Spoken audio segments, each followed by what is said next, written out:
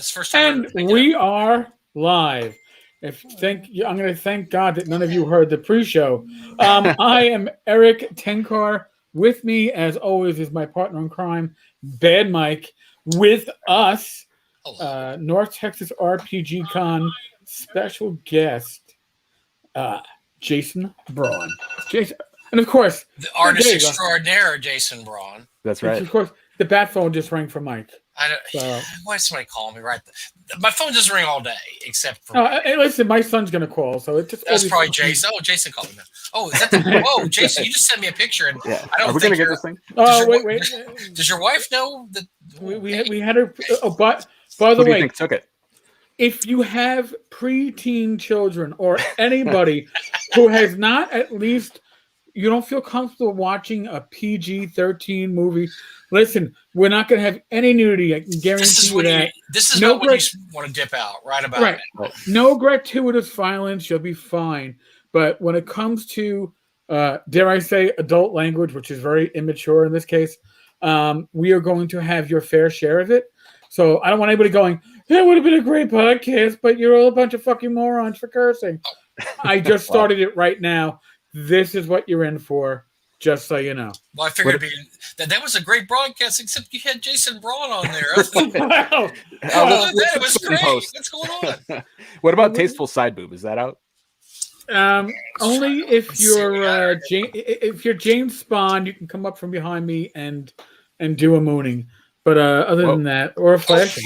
Okay, mooning. There we go. No. No, you said no. I can't remember. Sometimes I don't know if you say no or yes. It just I don't know. Listen, I probably already saw it when we shared a hotel room at Lake Geneva that first year. You, me, and saw a lot. You, me, and Zach. So if we ever have one of those shows where we have nothing to talk about, we can do that as a deep dive. No, that's too deep. Let's don't dive that deep. In any case, just so you folks understand, Jason brings out the best and the worst of us. So this is going to be a lot of fun, at least for us. Oh, look, there's your old partner in crime, Charlie Phipps, is on there. Oh, shit. I heard he went straight in corporate. So yeah, he's super corporate now. Corporate, man. Yeah, bullshit. He's bullshit. Well, what are you doing nowadays, Jason? Well, I just want to say that Charlie probably heard Tasteful Side Boob, and he was like, "Oh, his ears perked up." He's like, "Ooh, that woke me up." Oh, Charlie usually checks us out even when you're not on, so don't worry. Oh, that's good. He might actually one of us. Stick out for the full 2 hours this time. But let's not quote that, Charlie. We'll give you a pass if you got to run something important. So Charlie. So this is a long, convoluted, crazy story, but I know Charlie because he knew Jason. And through Jason telling me he knew Charlie, that's how we finally got the classic B 2.5 Ks of the Unknown published for North Texas a few years ago because Charlie had done some maps he just did some maps and for a B series sequel that never happened, and I saw the maps, and then Tom Wilson saw the maps, and both said, "Man, this guy Charlie." I go, "I know Charlie. He's Jason's beard," and so that's how we were able to get hold of Charlie and get that great B 2.5 published. Everybody loves it. Great. Charlie's a lot of fun. He's a great guy. He is, and actually Charlie did 90% of the writing. Tom and I stuck our names there just for the hell of it. He did a line share. We're like, we can't let this guy get all the credit, so we wrote like a page each and stuck our names at the top. Like, that's what he works for the government, so he's used to people taking all this credit. Government jobs generally suck, but the pensions are good, and that's you do your 20 and go, oh wait, my 20 is in 10 minutes. Walk out the door and go, bye. I won't return. So I'm going to start this off because I've known Jason a long time. Well, I've known him since NTRPG Con or a little before. So I'm going to tell you about the story how Jason and I met, and it was not in a hotel. It was in a sauna, right? Wasn't it? Well, that's the second time we met. Actually, you're right. That was because I didn't know it was you. I forgot about that. No, Jason, I met Jason because he did some artwork for the great Rob Kuntz, who who never paid him for said artwork at the time. Now I think he eventually did. Yeah, you eventually got paid, but at the time Rob was going through some tough times. Never paid him, so Jason went public on a page. I think it was the KM, and said, "Man, this guy Rob Coots never paid me." And so Nice. so everybody, and this is Bottle City, which due to various problems Rob had, Bottle City did not come out on time. It was about 6 months later, longer. And so everybody's sitting there going, hey, we paid for this module. It's kind of like Kickstarter before there was Kickstarter. Like, hey, this guy did 2 modules and they came out. They did this third one, never came out. Well, the artwork was by Jason, and Jason never got paid. So we're kind of all in the same boat. So, Right.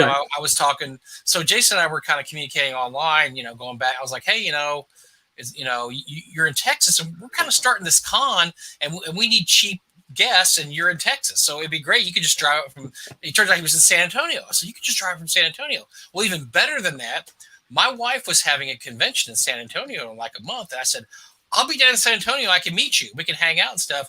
And then Jason found out I loved hamburgers. And of course we love hamburgers. I mean, look at us. We love hamburgers.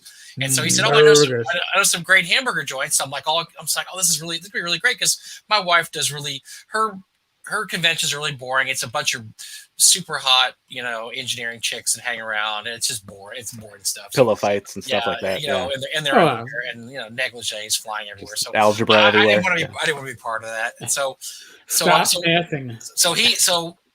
my wife goes and does something. I'm left at the entrance of the hotel, and Jason says he's going to show up. And so I'm just sitting there, kind of nervous. And this Jeep drives up, and this caveman is driving, and I don't know if he had bare feet or sandals, and he looks like he just got through with a Grateful Dead tour, and he's like, man, hop in, let's go get some burgers. And I'm like, looking around, like, oh, okay, thinking, oh, well, I guess they'll never hear from me again. But we had a great time. We went to Half Price Books. We did find some good hamburgers. I think we went to Chris Madrid. Yeah. Yep. And Jason's been a lifelong friend because we have the same really disturbing sense of humor that we probably won't even really be able to let go on the show because it's very disturbing. If you want to know how disturbing, I can't do this on the show, but ask me what Jason drew on my dice bag a few years ago, and you'll know the kind of friendship we have. So just a few years ago, isn't it every year? Yeah, well, every year, but you skipped a few years, dude. You owe me like about 5 dice bags. All right. So all right, now, time out. Now I was a cop for 20 years, and I learned this is back when we had. Oh, actually, before we had self-carbonating, it became worse with self-carbonating summonses, because somebody would take the back end of a pen and draw a picture that you would not see, and I'm not going to describe it, but it's basically something greatly phallic and you wouldn't know. Well, you wouldn't know. You'd fill out the summons, and then you'd rip off the copy for the motorist, and you'd be like, I can't give this. And then you'd have to take it back and like obscure half of what you actually did right by putting like somehow my something's all messed up because otherwise I'm going to hand the motorist a penis. Oh boy. Love it. Let's just say that the item you described, which I shall not repeat, figures prominently on the dice bags that Jason drew for me. I'm not going to say which item you mentioned in that long conversation you had appears prominently on there. But, midnight auction, Mike. You do realize that would be one hell of a get. It could not be worse than my brother in a Speedo. So you're right. That we may be able to sell those at a midnight auction. Nobody would pay for a picture of your brother in a Speedo. Maybe Zach. But there's some really disturbed people out there. Really disturbed. What if it was a velvet painting? Ooh. Well, I didn't bring. I was going to bring it. You did a velvet painting of Satan a few years ago, which I finagled the auction so where I won it, and now it's in my office, and it's in my home office, not there. But I wanted to show you. See, I have my wall of my favorite artists. So I've got my Easley, I've got my Elmore, I've got my Otis, and I have my Jason Braun. I'm going to pull this off again. My Jason Braun original from 1995. Now I haven't known Jason that long. That's just when Jason drew this. Apparently, you were really good about writing the dates on your when you drew these pictures. So, my wife is bidding $1 for a picture of Bob in a Speedo. Well, like I said, some really disturbed individuals really like that. So, But yeah, Jason's a great art. Jason, of course, Jason did our first logo for North Texas. He actually did our first and second logos, which I was going to bring here so I could show you because I have a dice bag and I left it in the other room, and I don't want to get up because then you'll make fun of me while I'm in the other room. It's probably got a wiener on it too. Yeah, he wouldn't be able to cock it for you. And so he came to our budget con at the very beginning. The first year we couldn't afford to have guests, so yes, Jason did drive up and was one of our special. But that was before Doug decided he could afford guests, and so we were able to get Frank Mentzer, the aforementioned Rob Kuntz, and Tim Cass to come also. So we actually did get some people. Oh wow, that was a really cool experience. Sorry to cut you off, Mike. But it would be a lot of people on talking about your con say how cool it is to hang out with these people that were their heroes and whatnot growing up. And I learned with Mentzer's Red Box. That's how I kind of came into this. And when I came up for that first con, I got there just in time to go out to dinner, probably with you and Doug and Frank Mentzer, right? Oh, and so I'm sitting there, and we're in a booth at Denny's probably, and I'm thinking, inside my little fanboy head, I'm like, oh my god, that's Frank Mentzer, like sitting right next to me here. And so the waiter came by and asked, if we wanted water or whatever, and I said, yeah, and can we get a senior menu for this one? So I just started chirping him, and of course, he's got a great sense of humor. He laughed, so yeah. He told me later on he wanted to kill you, but that's okay. I mean, it's viable, he's just playing the long game. Oh. But yeah, so we've had Jason whenever he wants to can be a special guest in our con. Now he's left us high and dry. He's blue-balled us a few years lately, but hopefully we're going to see you this year, right? Yeah, I'll be there. You're on the special guest list. I would assume you're going to be there. I mean, I don't know. That's a libel. Last time I was there was 2018. I decided to take 2019 off of freelancing just because I had this full-time job and a very demanding part-time gig that was just taking up all my time. So I took 2019 off of con appearances and even freelancing at all, no commissions. And then 2020 decided that we'll extend this for a year. So I haven't seen you since 2018, which is interesting, right? Because I haven't seen you since you've not been a virgin, because you have been married, and I know you'd never gotten laid before then. And so you're married since then, right? So that's cool. You're not a virgin anymore. I'm really proud of you. I was saving myself. It was a long road. That's why you were turned down, Mike. Just so you know. You wanted his first time to be special, and it wasn't special in that gas station bathroom. That wasn't going to be special at all. So it could have at least been Buc-ee's. Nice clean bathroom. Buc-ee's. There's locking doors in Buc-ee's. Come on, half the fun is somebody can walk in on you. What are you talking about? Oh man. So should I make that disclaimer every 20 minutes into the show?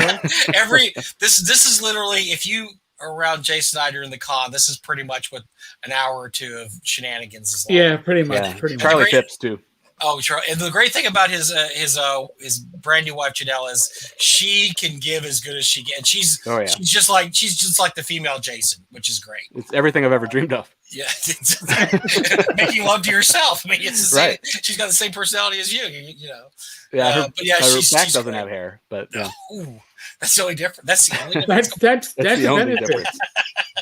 But she's wonderful. She's great. She's on the chat tonight. Thank you for. By the way, Janelle, push the little thumbs up there because we need the thumbs up. So we're really Eric and I are really up against it. It's rough. So we need all the thumbs up we can get. Otherwise, I think ABC is going to cancel this year. So. Yeah. They got another Star Trek coming. Hey! We can't be canceled because neither one of us has a real job. Okay, so you can't cancel us. That's the great part. What if we did like Battle of the Network Stars, but OSR style? Oh, so we do like circus tricks, and I'm going to pick Tom Wilson on my team right off the bat. All right. He's ripped. He's the only guy I know in the OSR that's ripped. No. Greg Gillespie too. I get both. I will take Skeeter because I want the insanity with the muscles. He's got bad knees though. He's gonna crap out on. He's gonna pick his. No. I'll protect his knees. I'll protect his knees. I'll take the blows for the knees. But I'll send them at you because what he can do. I think he got damaged goods there. I worry about that.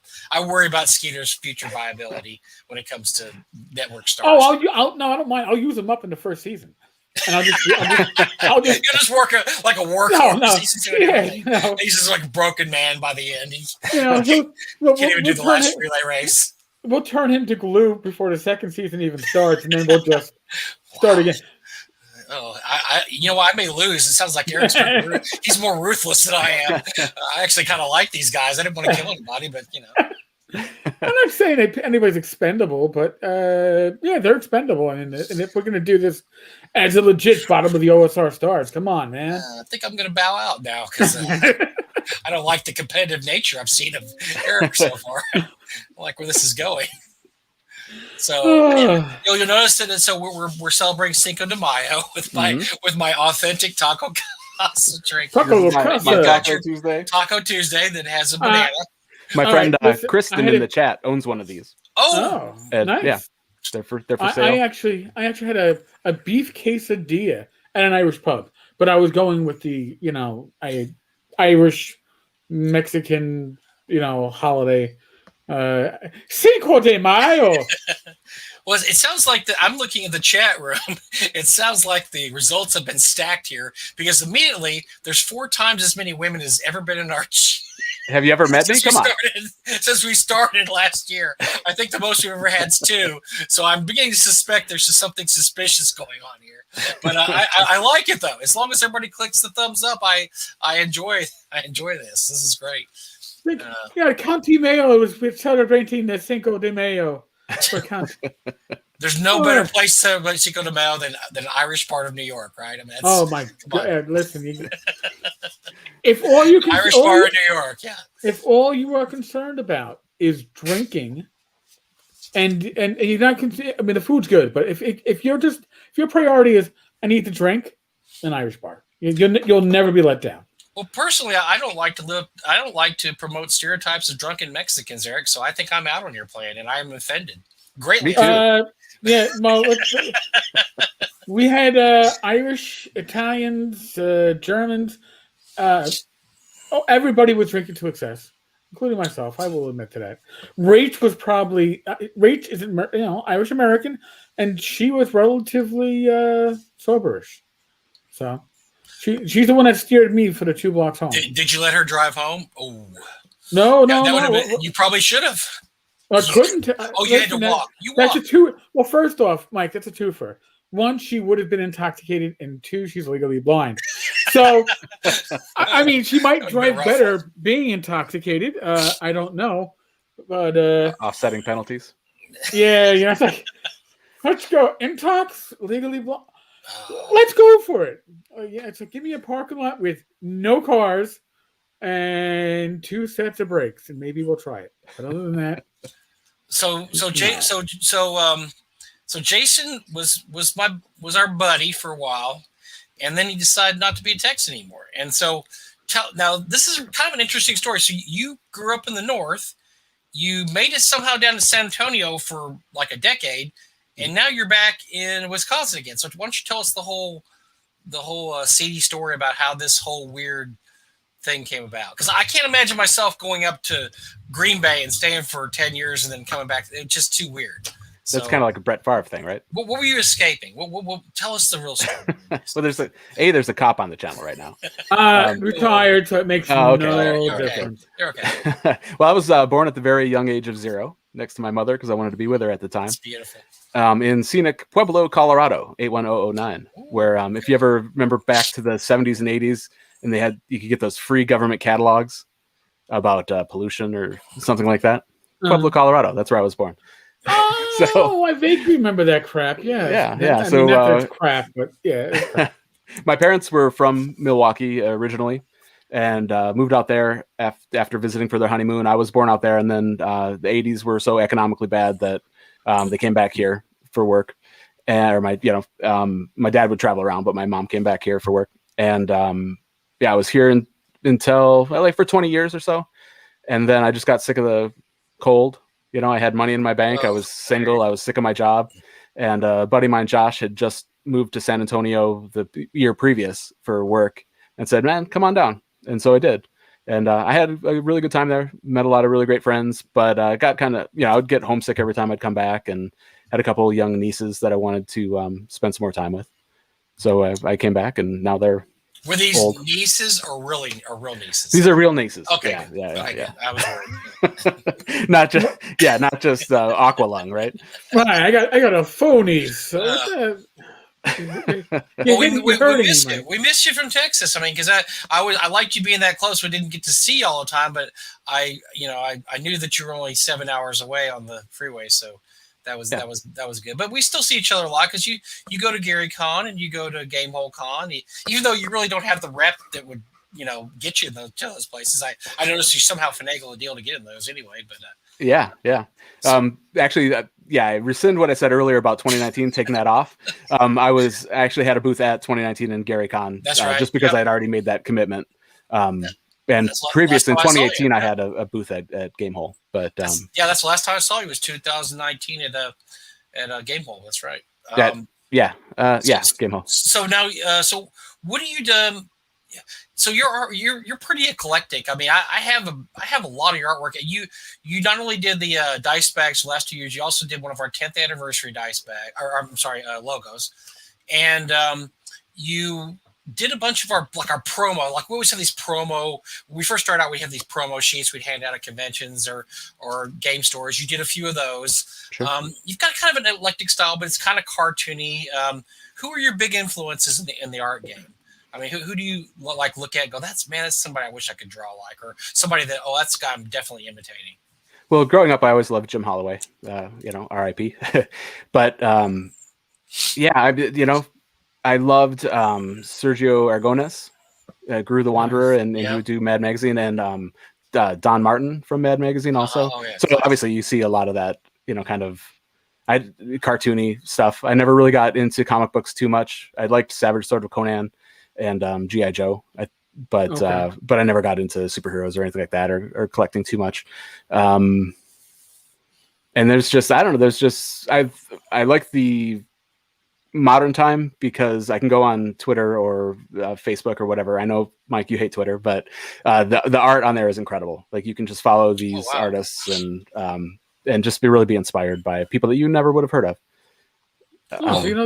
You found a way to actually mold Twitter to your reality, as opposed to Twitter trying to mold you to the Twitter reality of everybody fucking sucks shit. I mean, you got to filter it, Yeah, Jason's not the kind of guy that gets caught up in bullshit. So which is beautiful. Yeah, if you're that kind of guy, I always say Twitter is perfect if you're promoting stuff and you don't want to engage. Twitter's great because you can promote your stuff. You just have to make sure you don't get caught up in the bullshit. And Jason's the kind of guy that wouldn't get caught up in the bullshit, so it probably would work for him. So the downside of Twitter is that it's gone in 50. You come back 15 minutes later, and the feed is something else entirely. Right. And not a lot of people just scroll back that far. McDonald's cooked a rat today. Here, and then all of a sudden your art's way down here. I found a shrimp in my cereal. Look, the KFC breaded it first. Oh, I think I'll take the breaded it was a rat. I'd eat a KFC rat. Hands down. You wouldn't even have to pay me. So what if we wanted to look for some Jason Braun art? I found some today. I bet you forgot you did. One of the things, once again, in the other room, and I'm not getting up to get it. Come on, show us that sweet ass. We were selling the Swords and Wizardry white box set, the one with Brave Halfling, and I remembered you did all the illustrations on the side. It's like, that's Jason Braun. I remember he did that. And so sometimes I'll be looking through an older D&D module, and I'll just see your art just pops out at me. I'm like, oh, that's a Jason Braun masterpiece that I totally forgot was in that older module. Yeah, I think I might have had some drawings in Charlie's module. I'm not sure, unless he had snuck another module in. Charlie's my biggest art influence, he says. I actually just did some. I designed a logo for him and did some interior artwork for a module that he's working on right now. I don't know if that's a secret, great. But yeah. Well, if it was, you just blew the secret. I fucked it up. You might as well now you got to give details. Okay. I mean, all right. As long as it's not B 2.5.5, because then I'll get mad at Charlie for not giving just first shot at that. So, So you're gonna have to invite him on your show, and then he can tell you all about it. No, I really don't want Charlie on my show. So. No, he's like me, but with cleaner cut. He's too corporate. He's way too corporate. He used to be a Hellraiser, not no longer. But I've got a bunch of stuff in like basic fantasy role playing games, or basic, the Osric and basic, yeah. But I haven't done too much recently. Like I said, I took all of 2019 and then 2020 took me off. Took everybody off. I did a lot for Camera for a while. Oh, that's Alex Hammer. Yeah, the guy before he upped his standards. Oh, yeah, he was really desperate. At first, he was desperate. He was just looking for anybody to do stuff. So yeah. My wife Janelle is going to sell anything you want.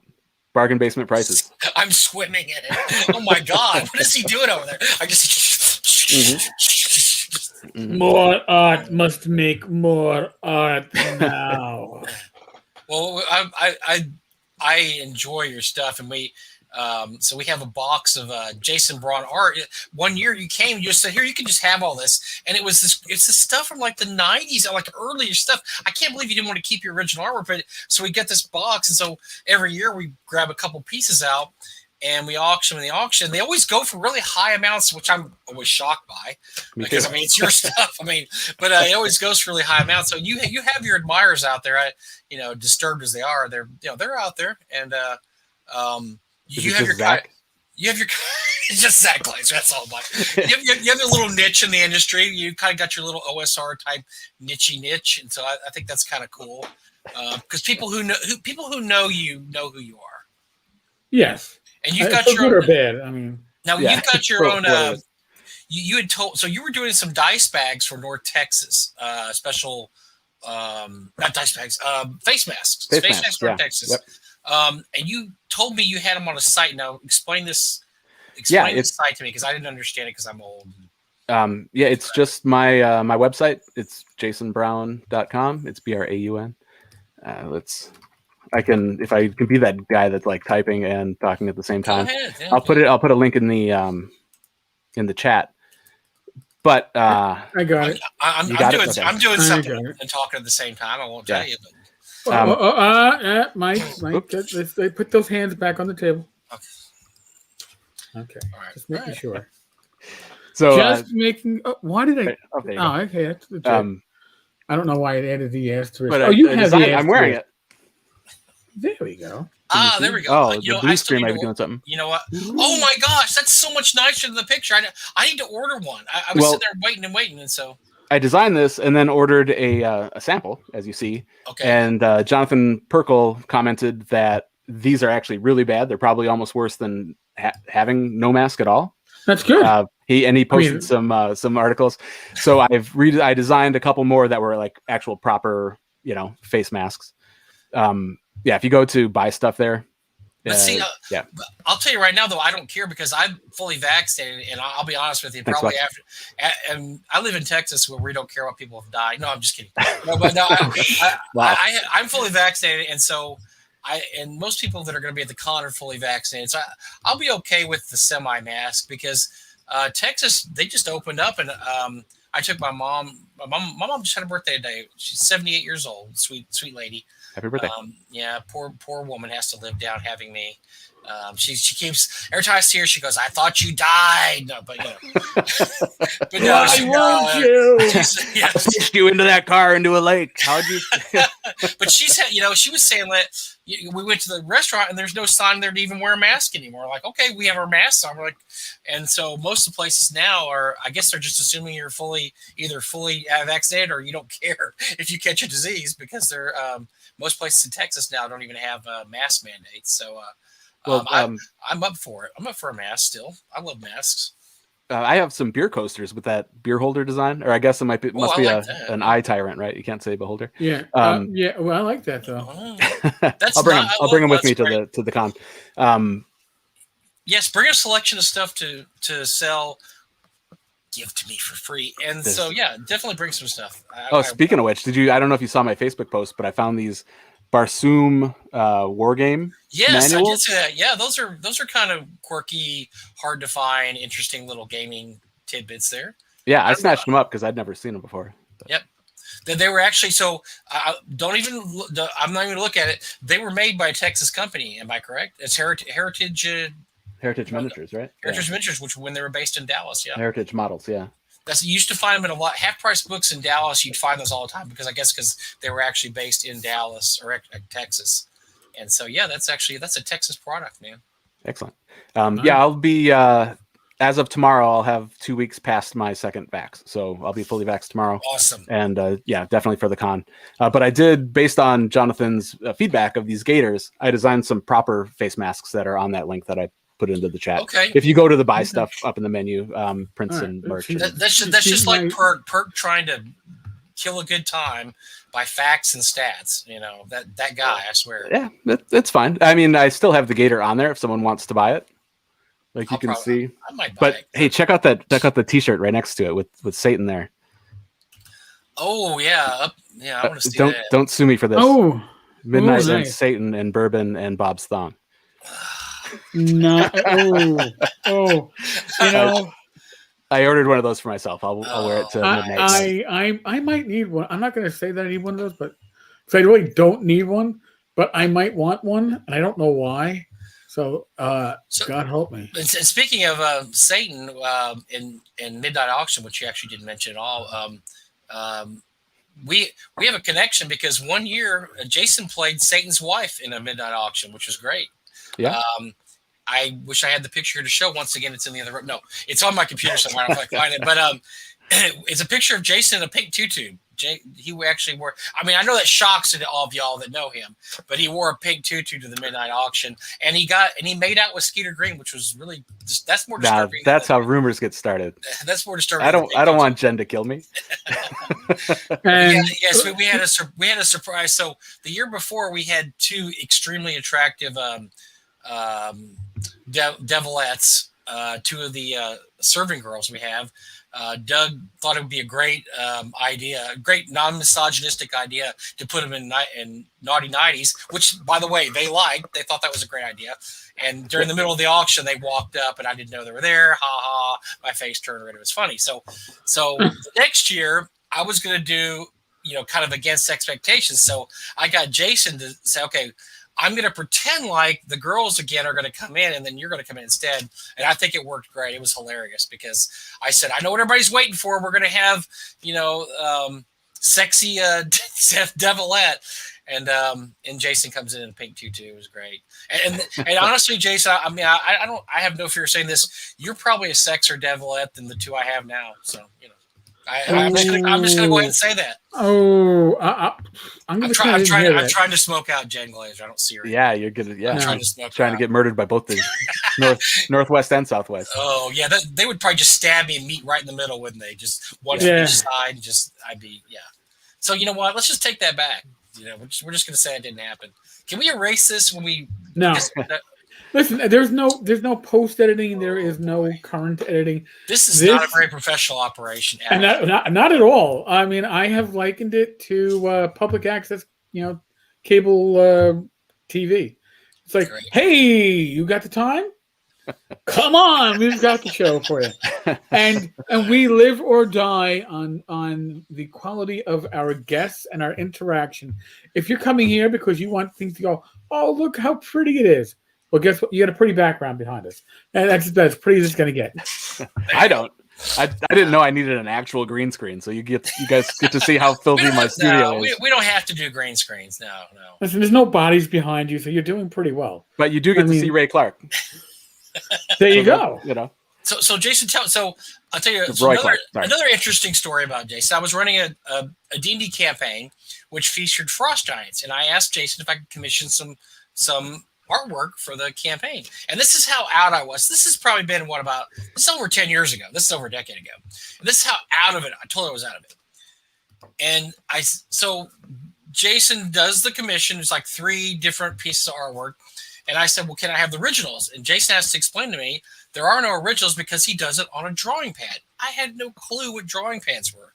Now, fast forward to now, I got my granddaughter a drawing pad last year. I had the same one that Lloyd's daughter, Raven, uses because I asked her what would be a great drawing pad. So I've embraced the new But for me, that was so shocking when you told me. I don't know if you remember how confused I was that you didn't have original drawings. Like, oh no, I mean, I just did it on the drawing pad, and I was like, whoa, this is a brave new world we're here. If I was smarter, I would have just printed it out and charged you $100. Yeah. If only I had a time machine. You're smarter now. You do that now, but yeah. Actually, let me sign it for you. So do you do most of your stuff on drawing pads now, or do you do anything freeform just on a sketch pad, or do you do everything on mostly penises? Pad? Yeah.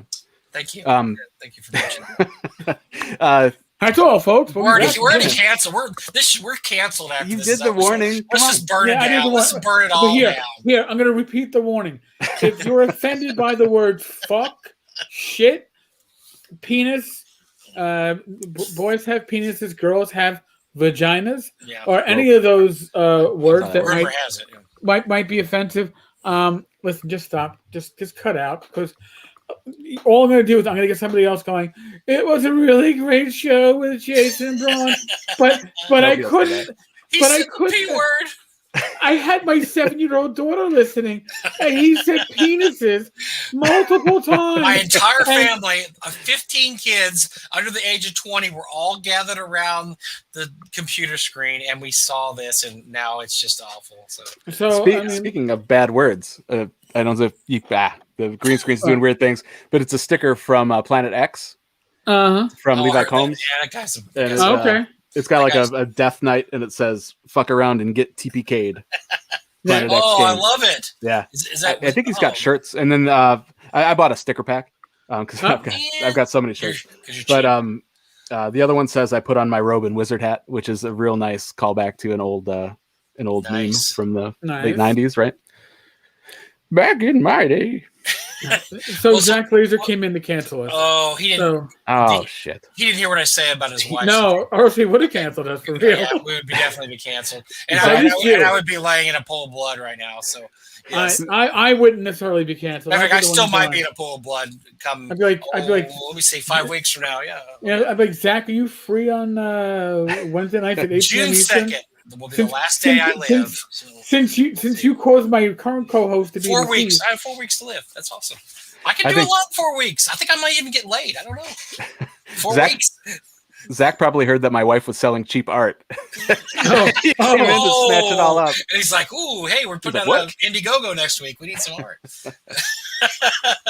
Well, no, but seriously, do you do anything long? Just sketch? I mean, besides penises on dice bags, is all your stuff now on like digital pads or what? The funny thing is that the drawing that you were talking about, your Frost Giant's daughter, that was probably one of the first digital things I ever drew. Oh, wow. Okay. I think maybe some of the stuff I did for Rob Kuntz was that fledgling kind of stuff too. But it really didn't take. But then again, that was almost 20 years ago. It was 15 years ago. The technology was a lot different. Yeah. Right. Now this stuff is incredible. So mainly I would do things traditionally, even about that same time that you got that one. You just caught me while I was testing the waters, I guess, with the digital. But now it looks great. I still have that stuff. It worked great. Honestly, I know this is totally out of left field here, but we're a hex crawl. If you're running your own D&D campaign and you know an artist talented like Jason Braun, commission some artwork for your campaign. It was great. My players loved it because it was just it was their own campaign. It was the major villain, his daughter, and it was the magical axe that was the main part of that campaign. And they love that. That's kind of stuff's great. And, it wasn't too expensive. I mean, Jason was cheap back then. This is before he... I still am. Well, you were cheaper back then. How about that? You're really cheap. Yeah, slightly. I lose money anytime I go to a con. And that's a terrible business model. But I go to have fun. When I have a booth, I'm still... I mean, even if I get in for free... I'm still paying for hotel and travel and, just sitting there and food and all the hooch that I drink, over the weekend. But I just love to go and talk to fans about my art and talk to people, see old friends. And, and my prices are probably pretty low, but I like to make it accessible. I enjoy doing it. Well, I enjoy when people love it. We love seeing Jason. I mean, whenever we especially Game Hall, we always go over and hang out with Jason for a while. It's fun, and Yep. and so yeah, we're the same. We're just like you. We don't really game much. We go to cons. We just like to hang out, say hi to everybody. And you've even got a better deal going because you could actually make a little money, or at least break even by selling some of your stuff while you're there. Yeah. Well, although Eric and I go on Frog God's dime, so Right. So I guess we're coming out. Yeah, we're coming right. I mean, I got paid for travel, but come on, I'd probably be going to most of these cons anyway, and to get to, I don't know, go and socialize is awesome. I love the way Charlie and Janelle are having their own comedy sketch. Yeah, well, in our comments, like there's bids up for Jason. Let me explain something to you two. Let me explain something to you two. This is the show right here, me and Eric, not this guy or your comedy.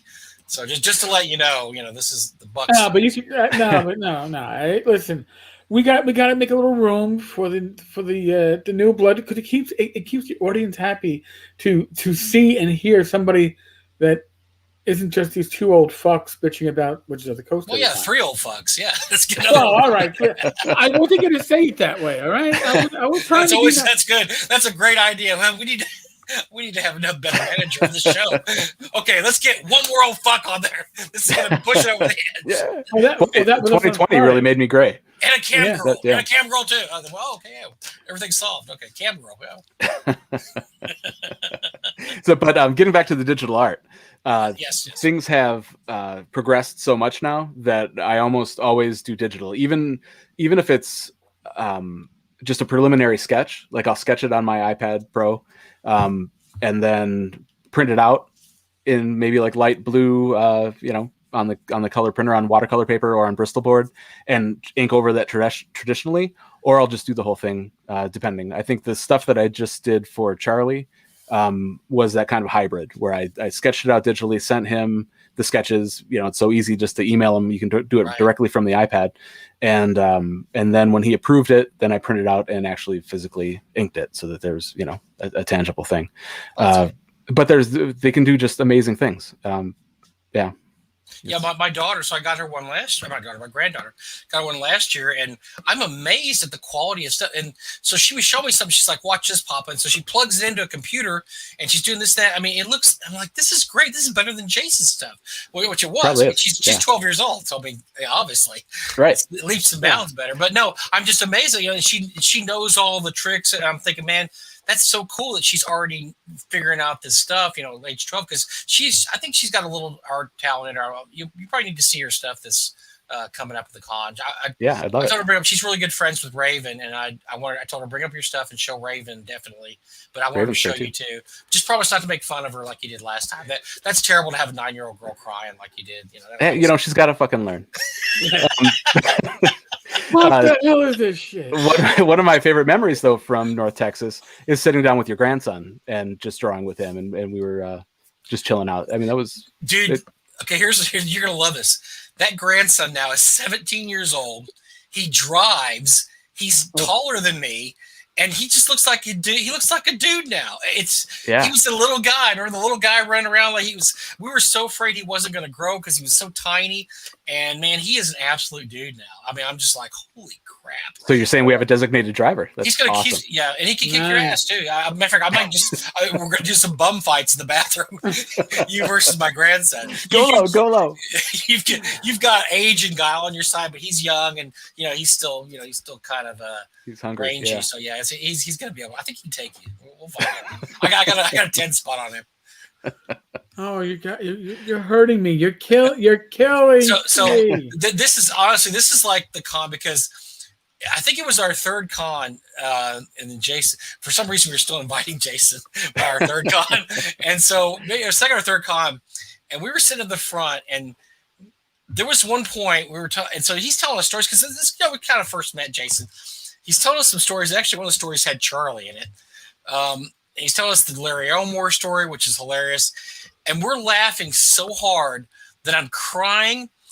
And the game, I can't remember who's running a game, if it was Dennis Estate or whatever. No, it was Tim Kask. Tim Kask. Yeah, he was fucking. He was not happy because we were laughing so hard that I was rolling on the ground, and Tim Kask was giving us the Tim Kask Evil Eye, which if you've ever seen the Tim Kask Evil Eye, it's extremely frightening. So yes, we were disturbing the convention by laughing so hard.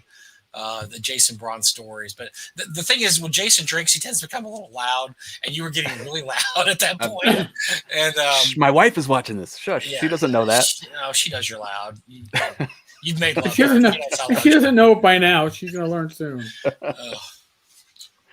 But yeah, we always have a great time with Jason, and then it always leads to hijinks and shenanigans and all those fun things. So yeah, I'm looking forward to it. It'd be great. So I'm so glad to see. Last year you were was it last year or the year before, you were very apologetic about not coming, but we'd already told everybody out of town we didn't want them to come because travel was such a beatdown. But you were very apologetic about not coming, and you wouldn't take the hint that we really didn't care if you came or not. Right, you're like, thank God for this global pandemic. But it's gonna be great. It's gonna be great to see you there, and we miss you. Right? Yep. Matter of fact, we're gonna be doing this show live Wednesday the 2nd. I don't know when you get into town. I'm actually coming in May 27th. I'll be in San Antonio. Oh, that's which right. is You're the gonna drive Thursday over? before. Yeah. No, I'm flying down. Okay. One of my really good friends from San Antonio, it's his birthday. So I'm spending the weekend with him out in Jefferson, Texas. I'm flying into San Antonio, and we're driving out to Jefferson, Texas. Oh, Jefferson's beautiful. That's in East over by Texas. Texarkana. Yeah. Very, very, very, very nice. Jefferson actually has a lot of cool history on it too. But that's a really. My wife and I've been there sometimes. It's a nice history. There's a lot of bed and breakfasts there. Are you and your male friend going to get a bed and breakfast and hang out together? Or yeah, we're gonna do each other's. That your wife we're gonna knows about, or clip each other's toenails. Okay. Yeah, I can't. TMI. Call me later, Janelle. I got some things to tell you about him. No, we're staying at the Jefferson Hotel, so I'm telling too much. Now you're gonna be able to stalk us, right? Everybody, but it's like a haunted hotel or something like that. My friend is a ghost hunter. I've done some ghost hunting with him in the past. Because Jefferson, Texas is like considered one of the largest ghost towns. It's actually one of the oldest cities in Texas too. It was right at the train line. That's where the train used to come in. It's right on the border of Texas and Louisiana. It's a beautiful city. There's tons of old buildings there. And so there's a lot of history there and a lot of ghosts there. Yep. So looking forward to it. That's great. And then he's gonna bring me up to Dallas, and then I'm gonna just work from the hotel because I can work remotely now. I work from home every day. Okay. So I'm gonna work from the hotel and before the con. So I'll be in Dallas like Memorial Day in the evening. I was going to say when we do our live show, you're welcome to strut on in and I'll be here. Hang out. Yeah, I'll have to work during the day, but I can come afterwards. Cool. Well, I have to work during the day also, and so I'll be doing whatever. So yeah, that's great. You'll be in that early. Like if you want to. These are plans being made on, so everybody knows. Yeah, so everybody's if you want to have dinner one night or something, let me know. Well, Doug and I can take you to dinner, or we can hang out or do whatever. Ooh. Doug fawns over you. It's really sad. I don't know what his deal is. Doug has a special affection for Jason. It's really weird. It's the beard oil. Yeah. Well, he told me one time, and I probably should never have told Jason this because he uses it to his advantage. But Doug told me one time is because he did our first logo. He is coming to our convention for free every year now. It will never make him pay. He's special. And I shouldn't have told Jason that because he took advantage of it. Because then the next year he's there in the presidential suite. I go in, he's got like a tub and there's bubbles and and the president was in there too. Yeah. It was Bill Clinton. It was the president. It was Clinton. Oh, it wasn't even Clinton. Yeah, he just was there. Yeah, that was weird. I always thought that was weird. I didn't know what happened there, but you're taking up more than your half of the tub, Jason. You gotta leave. Come on, Jason. Come on. There you go. Come on back, Jason. Come on. You got to do the thumb. You can do my back, Jason. Hillary won't touch me anymore. Come on. I know you want to touch me, Jason. Hillary won't touch me. So thanks for inviting me, Eric. I'm sorry, man. I feel your pain, but at least after. Listen, at least when we make our segue, I got something that Mike has no idea is going to come up. Oh dear, here we go. Nothing that I've prepared anybody for. A paternity test? No. I'm the father. Come on. Please. Nope. But it looks like somebody who's been a special guest in the past, and being that it's a picture from an incident in Louisville, Kentucky. Okay, interesting. Yes. And I first read the article and I was like, wow, this is an interesting article. Then I saw the picture, and I was like, nah. And you look closer, and you go, no. But it's close enough to remind me of somebody who I know is a good old Kentucky boy. And I'll see. Okay.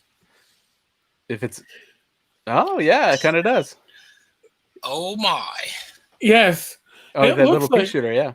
Oh yeah. And this apparently is. He was a patron at a restaurant when some protesters came along and interrupted the meal, and he was not the only armed patron, but he's the only one that actually saw it take out that firearm and just basically say, leave me the F alone. I just want to eat. So Larry Elmore tried to shoot somebody at a restaurant. Is what you're trying to tell me? I'm not saying that. I'm just saying it looks. I know Larry is a good old Kentucky boy. Boy, it'd be interesting. I wonder if we had somebody here that could do a Larry Elmore invitation. Could maybe voice this picture. Well, Brian, Brian, this is your friend Larry Elmore. Yeah, there's not a lot of context. Whenever I'm at a convention without Brian Thomas, Glad 27. Whenever I'm at a convention without Brian, I'd call him up at like 3:00 in the morning and pretend to be Larry Elmore. So this is an inside joke and everything. Yeah, and so that's the thing we do now. And we've done it together before. We've actually done it together. I've heard you do it before, which is awesome. Yeah, Brian doesn't even answer the phone. He knows better. He knows when there's a convention and Jason's there. I'm not answering the phone because the fake Larry Elmore is going to call me up so he'll let it go to voicemail and then laugh about it the next day, having had a full night's sleep. But it's basically like, Brian, this is Larry Elmore, and it sounds nothing like him. Yeah, of course. I'm down here at the North Texas con, and couldn't help but notice that you're not here.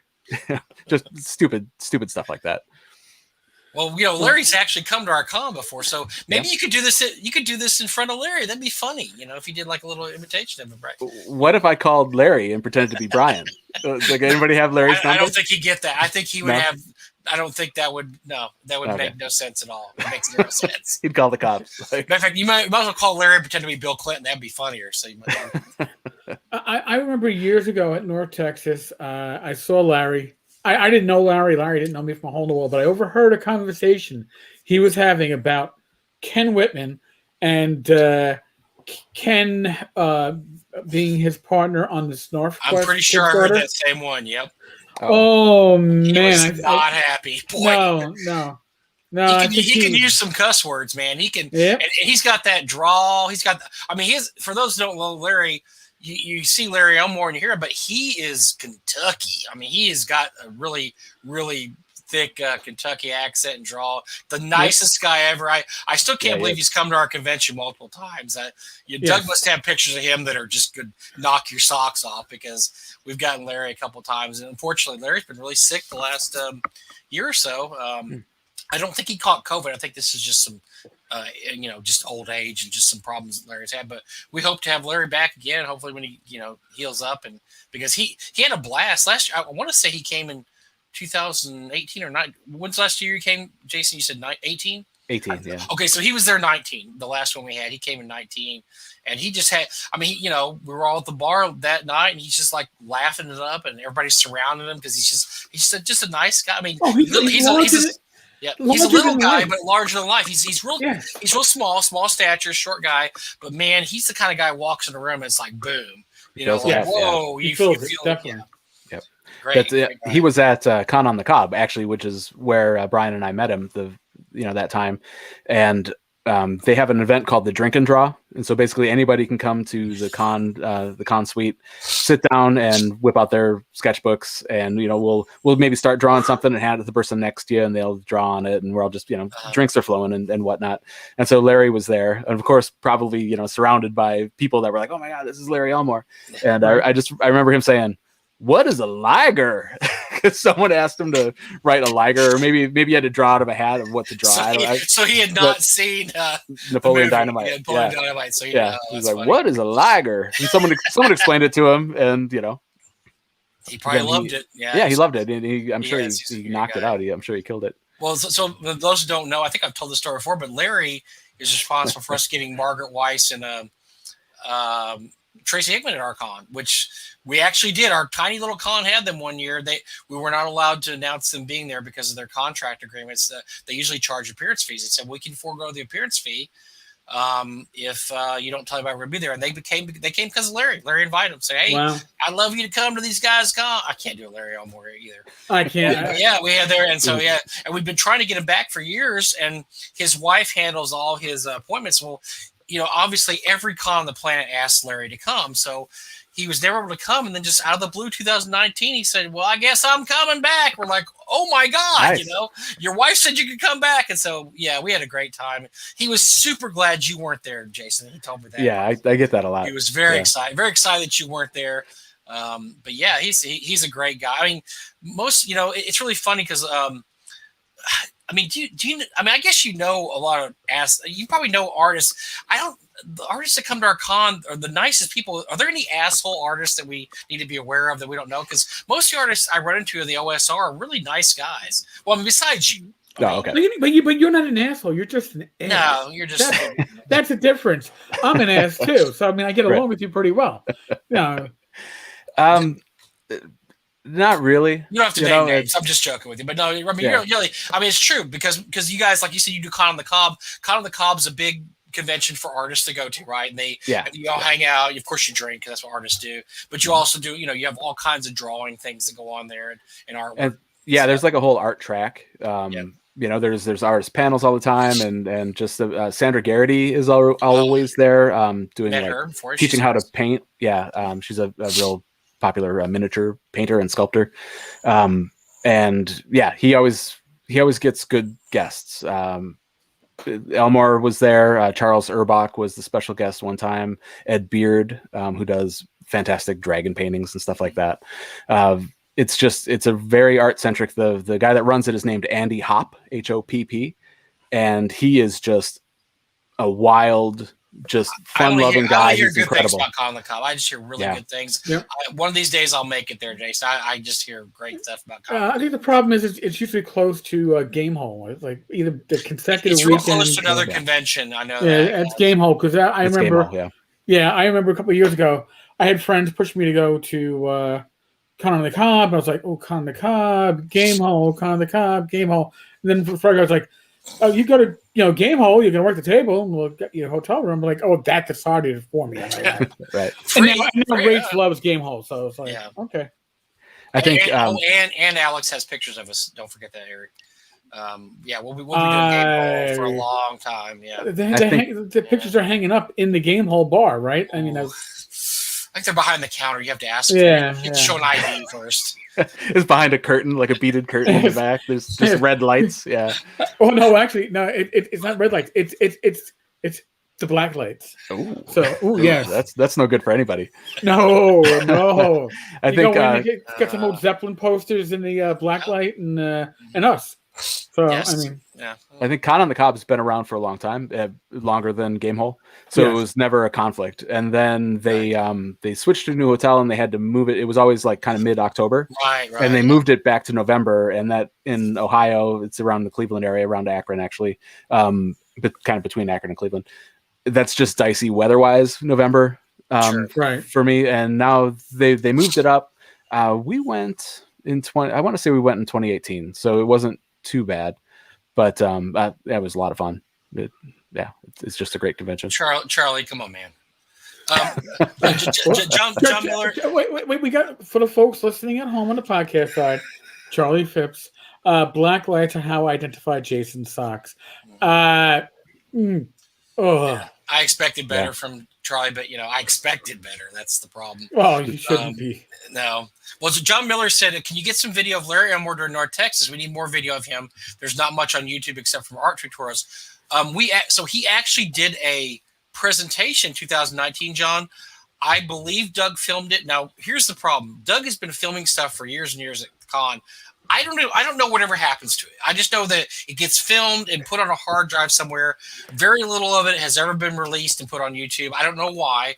I don't know if it's laziness or he just does other things, but I someday we are going to get some of this stuff up because at this point, some of the stuff is 10, 15 years old, or not 15, but convention's only 13 years old, but some stuff's over 10 years old that we've never got up on YouTube yet. So I will see. That's one of the things I'll ask about. I'll see if he has that Larry Elmore. We also have a presentation, I believe, by Weiss and Hickman somewhere on there where they talked about Dragonlance. And there's as we found out, there's a B1 game being run by me with Liz Stewart in it and Glenn. So that's actually up on YouTube. If you look up, I think B1 North Texas or NTRPG Con, you will find that game. I don't think the whole game's up there, but Zach might be there too. There's a lot of famous people there in the audience for that one. So, but yeah, so there's a few things up there, but I will ask Doug if he has the Larry Elmore presentation, and I think he did some kind of art presentation, and I will see if we can get that up.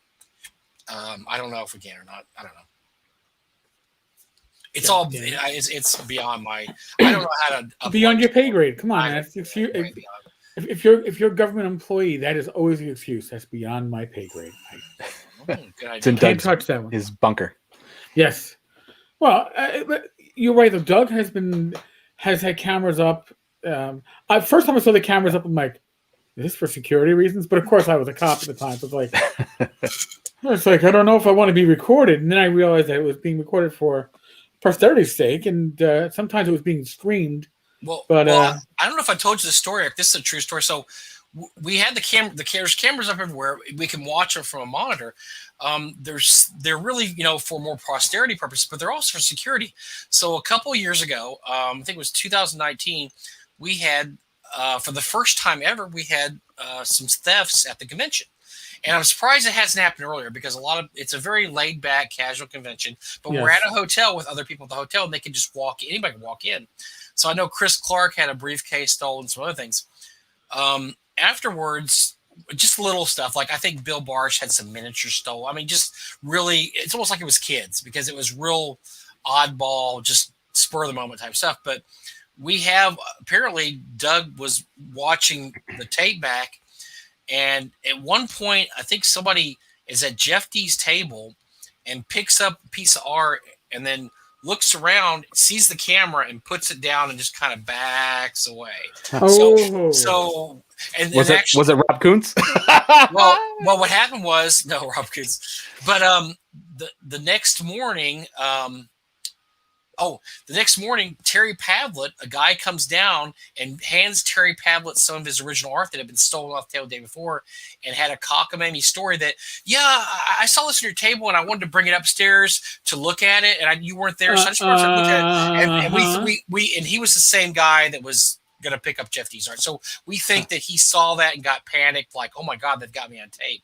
So it does kind of serve a preventative purpose too, but yeah, that was kind of that might not have been 2019. It might have been 2018. That was a weird year because I think we had 3 kind of weird. 18 was a weird year. Yeah, it was the year of the incidents. Yep. And Didn't the power go out? The AC went out. Yep. The lightning hit. We had the storm that blew the roof off the 7-Eleven across the street. That was a weird year. But yeah, we had several opportunistic thefts that year. So the next year we made sure everybody really watched their stuff. And then, so we're going to have to, that's actually good for me to remember. We need to remind everybody that even though we're still, oh, by the way, so I have some numbers. I talked to Doug yesterday and talked to Doug today. He looks like he's doing great. By the way, he's lost almost 100 pounds. He looks great. Wow. He's down to 235. A lot of the reason he started losing weight was because of the cancer, and he was having some issues with his intestines. But he's eating so good now that he's just he's lost weight, and so he looks great. Started growing a little goatee, even. I mean, he looks awesome. But where was I going with this? I was going somewhere. Oh, numbers. So he said that we have, as of yesterday, we have 325 people sign up for the con. Oh crap! And nice. we were just going to be happy if we had about 150 because we were like, okay, we had like 70 last year. If we get double this year, we're fine. So I think by the time we start doing walk up, we may be looking close to 400 people this year. So did that jump happen after you announced me as a special guest? No, actually, correlation, causation. Speaking of jumps, 5 people jumped off a roof after they heard the jump.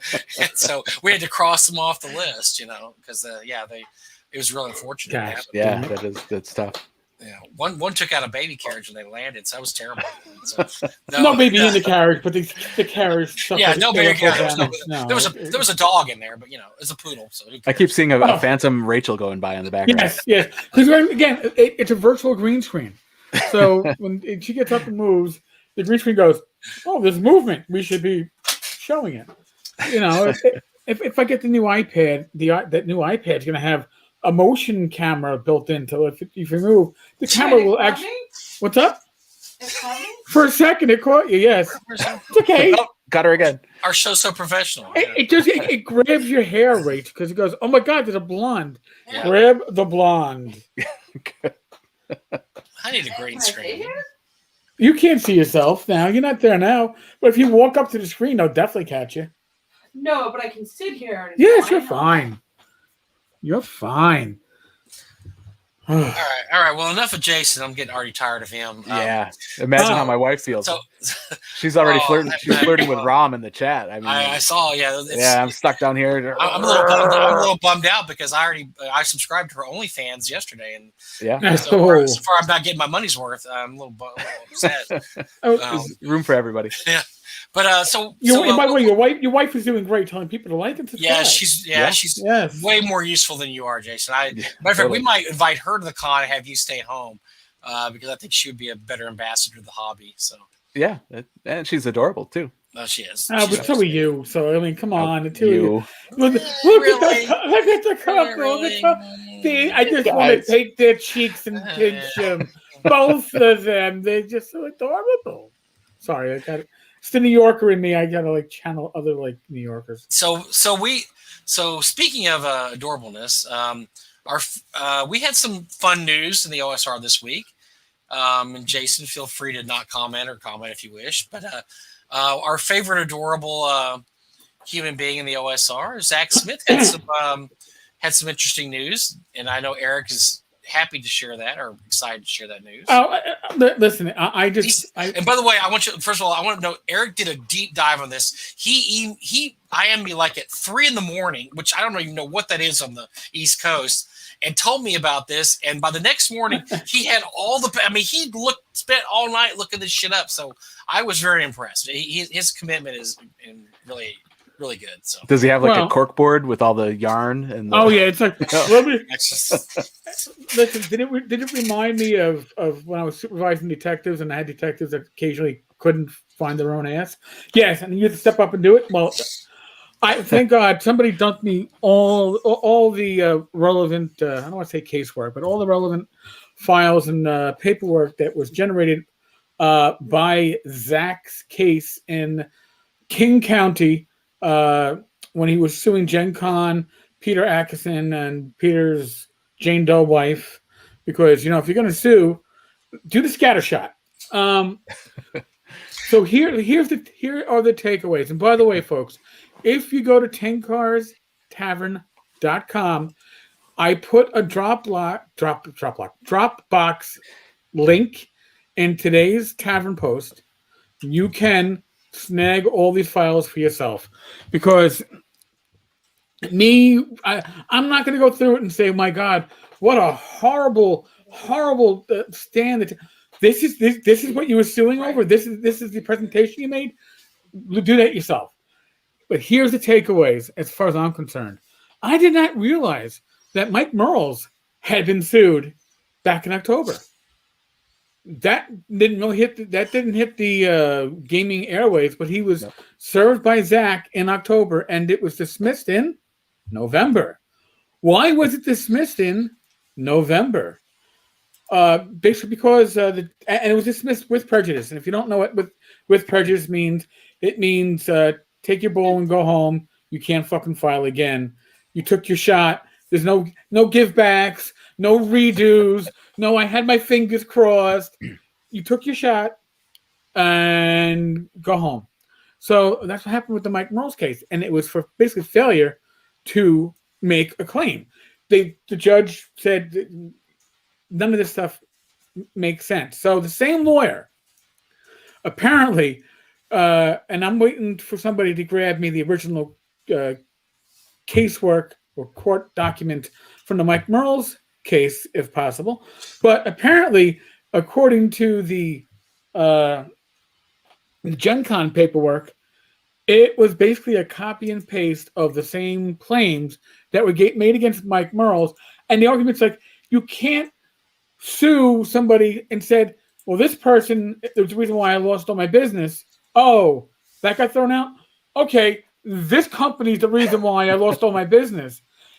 You gotta change it around a little bit. I mean, it's almost like plagiarizing yourself if you take the same case for and move it forward to a new case. So is it a surprise?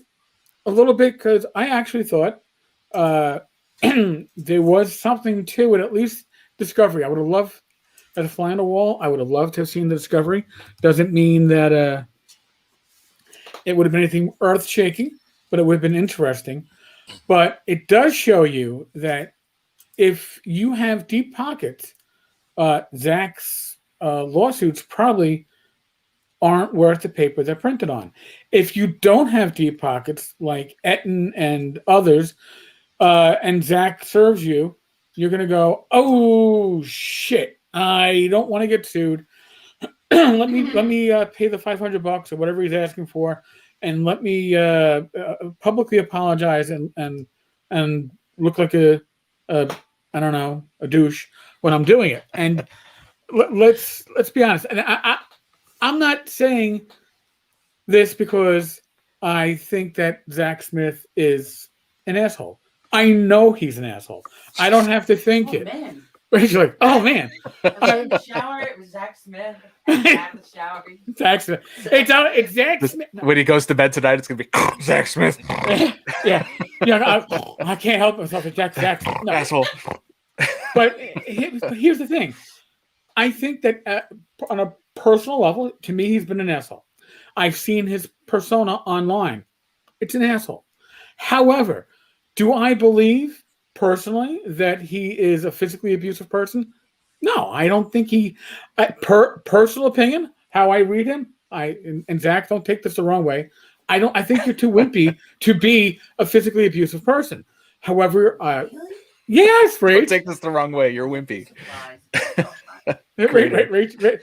The social worker behind Eric wants to say he's a big talker. He's a big talker, and he's kind of the guy that if you saw him, you wouldn't be scared of him. You'd be like, oh, okay, whatever, push him over. But I think he's very skilled. I think I'll never take that away. No, his talent's his talent is remarkable. But I think what we're seeing here, and this is not surprising because this is a tactic that a lot of people use. And it's basically you're just going to try to money whip people, and big corporations use this a lot. They'll I get sick at Taco Bell. I go home, I puke blood, and then I try to sue Taco Bell. Well, I'm suing a corporation. I'm not suing, Jason or the guy that's I'm suing Taco Bell. Well, they're gonna try to money whip me. They're gonna say, well, they're gonna draw the thing out. They're going to make me pay for lawyers. They're going to make me pay for all this stuff. And so they're going to want me to settle. What they're going to want is I can't get $10 million. What they're going to do is they're going to cut me a check for $1,000 and say, bygones be bygones. And that's what Zach Smith does. Is the same exact same thing. He has no chance of winning these cases. But all he's trying to do is, and this isn't even for the benefit of Watsy. This is not the benefit of Mike Merles. They knew they weren't going to lose. Atkinson.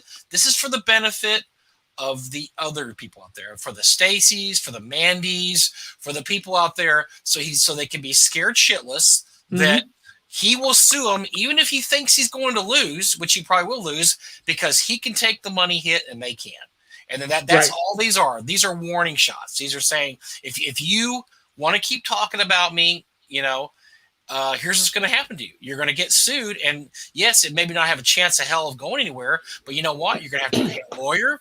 And you're going to have to take your time and effort. And there's a lot of worry. I mean, if you're being sued, even if it's a groundless case, it puts a lot of strain on you, and you get worried. And some people just don't like that extra thing in their life where I got to worry that, this guy Zach Smith's suing me now, and who knows. And so this is all these are. These are for the effect of so everybody can see what's happening, and they'll think twice about putting up a post or a blog or anything about Zach because it's mostly social media.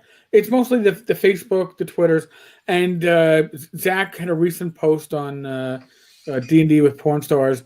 He's going to start talking about how Vampire 5e, he was involved in a project until he became a non-person. Then he got erased from the project.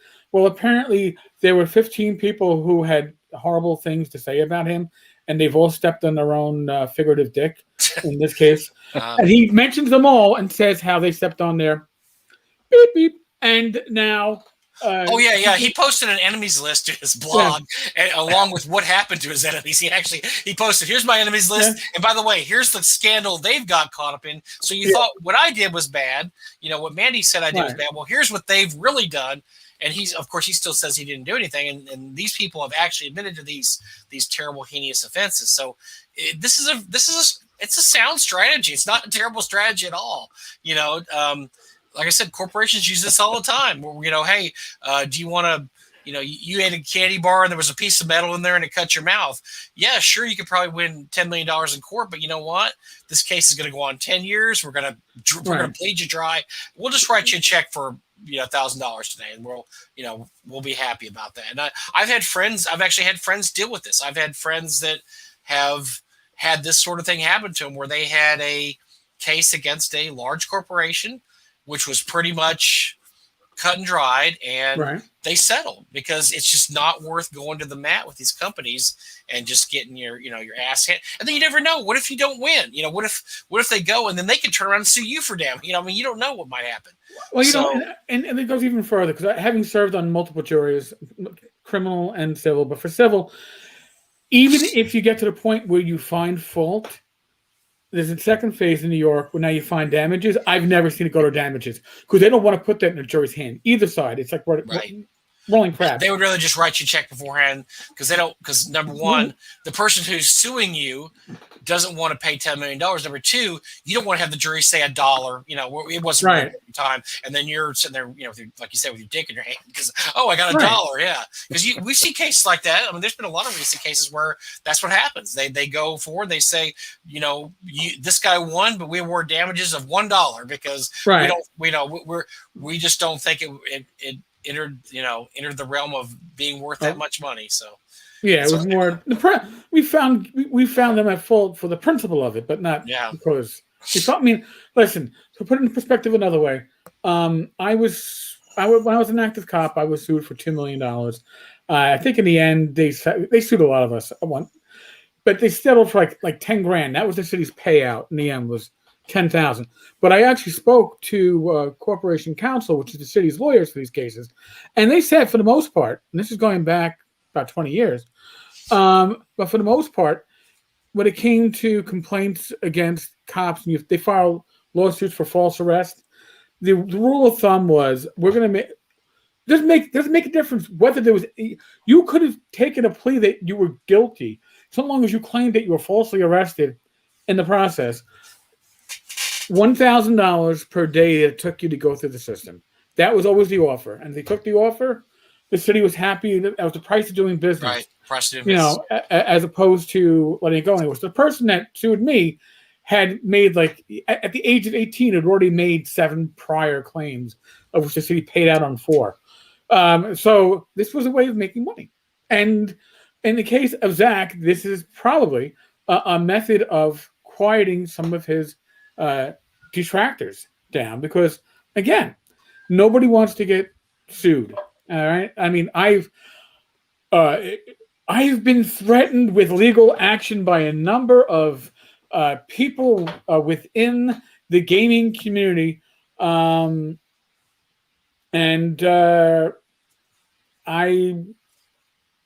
whatever. Well, part of this, I dropped that case. Okay, stop bringing it up. Yeah, come on. Jason settled.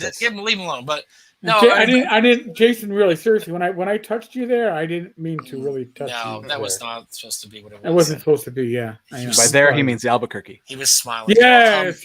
No, but what happens in Albuquerque stays in Albuquerque. It goes left. Well, it could.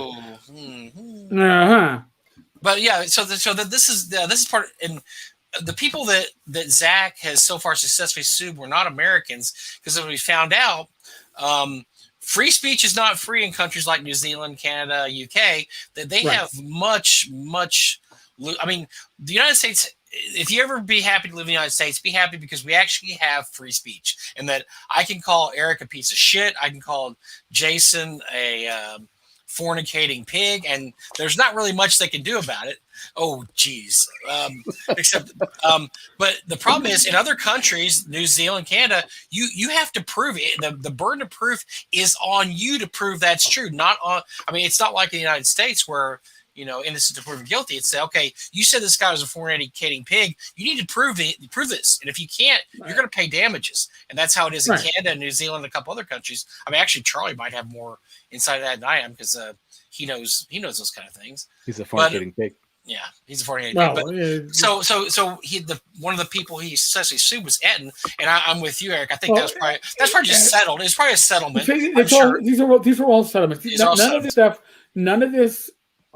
I believe the other ones were all, you've been served, and I'm sure people got advice from a lawyer who probably said, you know what, just suck it up, especially outside the States. In the States, if you know what your rights are, it's a lot harder, but to successfully sue for these things. And again, and I think Zach knows me well enough to say, listen, I truly think he's a piece of shit.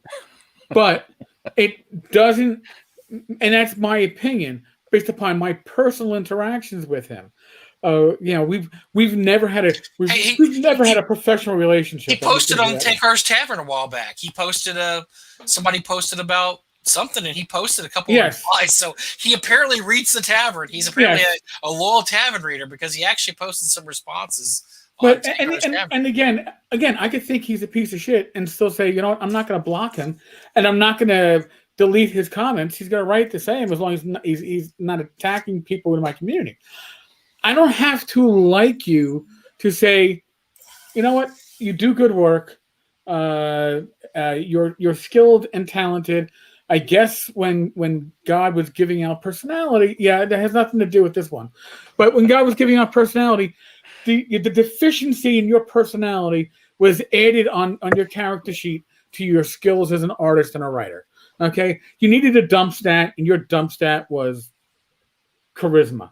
All right, you just happened to be like, I've got charisma 3, as opposed to like my good friend Kenny Whitman, who has like a charisma of 19/4. And he's first time you meet him, charm person, and after that, you go, oh wow, he's really a douchebag. Sorry, I had to throw that in there because Kenny's the one that threatened me with legal action so many times. My head was spinning trying to keep up with the threats. It's like, what? And there's some people that, I mean, I've met. It's hard to believe, but I've met people that works against. If you just threaten to sue them, they will back down because I think it's just unknown. That just the fear of the unknown gets them without knowing, that it really is. It's really difficult. I mean, first of all, you got to find a lawyer to take your case. Unless you're Zach Smith and have money to pay a lawyer, most lawyers will not take these cases on spec because this is a ridiculous case. They're not going to take a case unless they can either A, gouge you for money, or B, win money from the plaintiff. If they can't do either of those, they're not taking your case. So a lot of these times you hear these really ridiculous cases, and they're not really expecting to go anywhere. They're really looking for a settlement. They're not really expecting to actually get court because nobody wants to pay the lawyer and nobody wants to pay the fees involved. And I think that's in this case.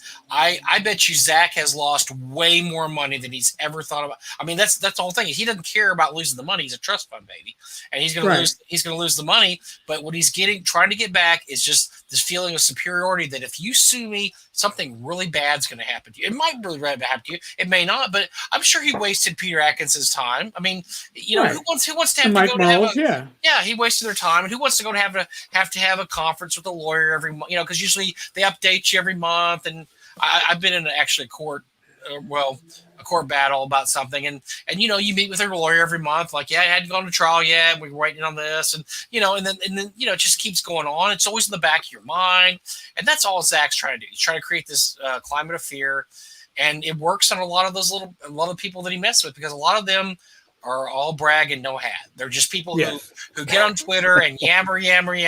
That was for you, Jason. That was a Texas saying. So I thought I thought it was all cattle and no hat. That too. It's fine. Oh shit, that's what it was. Yeah. I'm wearing the Lone Star just for you though. You got out Texas. I did by a foreigner, by a foreigner. John Muller, is it possible Zach is hurting? Is it possible Zach is hurting his own reputation with these lawsuits? No, who will want to work with him now? Here's the toilet. His rap's right around here somewhere. Here's the deal. Zach has been blacklisted in the hobby. I have no inside knowledge. I will say that probably the only person that will work with him at some point in the future would be James Raggi, and even James realizes that Zach is currently a bit too toxic for that to happen. So I don't know. It's a tough one. No, I don't think his reputation already. He was one of those people that people already didn't like. So when these allegations came up, everybody was very happy about it, and they just said, "Yeah, he probably did do it." So I don't think his reputation is going to get any worse. Like I said, it just makes people who might think about talking about him think twice about it, and I think that's all he wants. He wants people who might go on Twitter and go on about him. He wants just to kind of forget about it, and I think Zach puts a lot of importance in being thought of as being right. I know from past interaction with him. If you, he can be. I've had a lot of interaction with him on email. He's really actually a very nice guy as long as you're agreeing with him. It's when you don't agree with him that he becomes not a nice guy. And if you're agreeing with him, we've had some very pleasant interactions on email. Oh yeah. But when the minute you stop agreeing with him, then you're the enemy. And so I think that's what he wants to create that impression. This guy's reasonable. But just don't disagree with him. And that's all these are about. It's about him gaining control again because he lost control. When all these accusations came out, he lost control of the dialogue because it was all about what have you done to Mandy and you've done this and that. And this is him regaining control. That's my 5-cent psychiatrical evaluation of. Again, I'm a person that in the early days of Google Plus used to get into it with Zach, and the thing that I noticed with Zach in those days of Google Plus was he enjoyed getting into the back and forth as long as he could show his superiority. But if he dealt with somebody who could give as well as take and would back it up with facts, I won't have an argument unless I have my facts ready to be lined up and my hand's going to be dealt out, because I'm not going to get caught arguing something without having something that I can actually support it with. Otherwise, I'm like every other asshole on the internet. And he didn't like that, so quickly I'm not saying I won arguments with him, but I wasn't losing them, and that was not what he wanted, so then I got blocked. And Zach, when I still, this is one of the reasons I think blogging suffered so much, is a lot of blogging in our hobby was taking place on Blogger. And when Google Plus came out, they pushed Google Plus to be your default interface for all the comments. And Zach was one of the first ones to jump on it and stick with it, because you could do a walled garden. You could only allow people that were within your circles to comment. So if somebody was blocked, it wouldn't be like their post would come up and then you'd have to delete it. They weren't allowed. They couldn't get in there. They couldn't do shit unless they made a puppet account, right? You kept them out. And then Google said, "Oh, you know what? We're going to kill Google Plus." And then all these blogs that had converted over to turn their commenting system over to G Plus got screwed.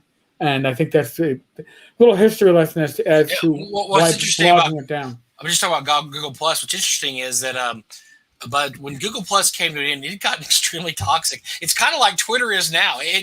Google Plus had gotten extremely toxic.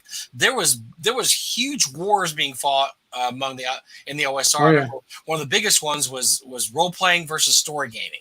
Oh my God, that war lasted years and went on and on between story gamers and role playing gamers going back and forth. And it got really ugly in Google Plus. And there was some bad stuff there. I mean, it was, like I said, it got extremely toxic. I think there was a lot of people that were actually really happy when Google Plus went away, because all their comments went away too. The whole thing was wiped.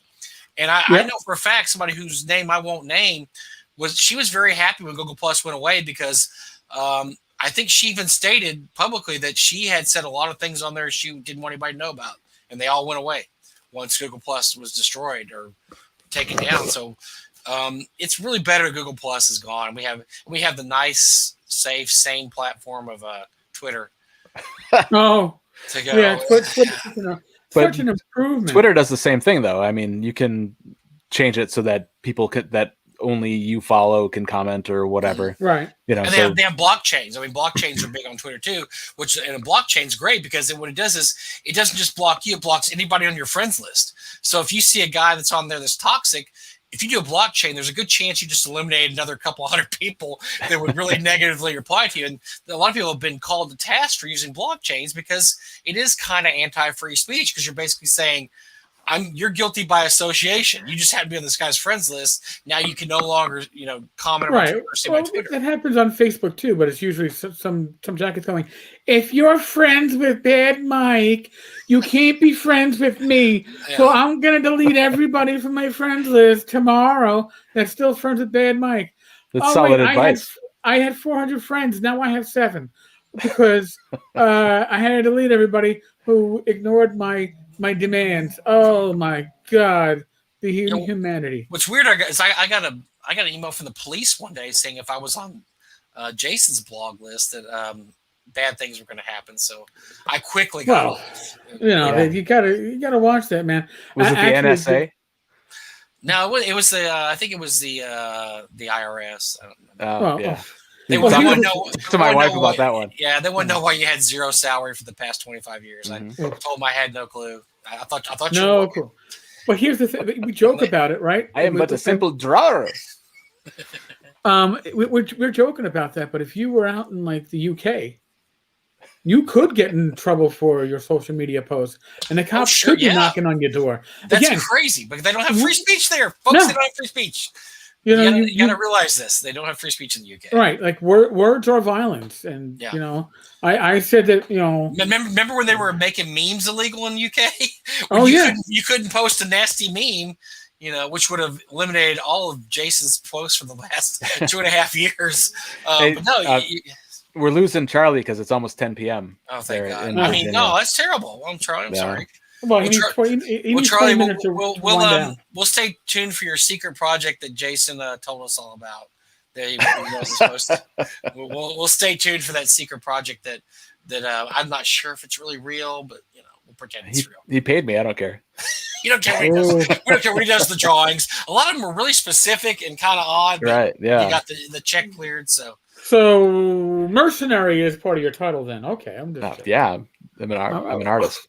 Oh yeah, and that's and not for nothing. That actually is probably the way you have to describe it because you have to sell yourself, and part of selling yourself is selling your product, and you got to sell the product to individuals that want different things. So you're always just like a mercenary would fight for different armies, and it's like, oh well, now you're working for this company, but they hate, A company hates B company and would piss on them if they weren't on fire, but not if they were on fire.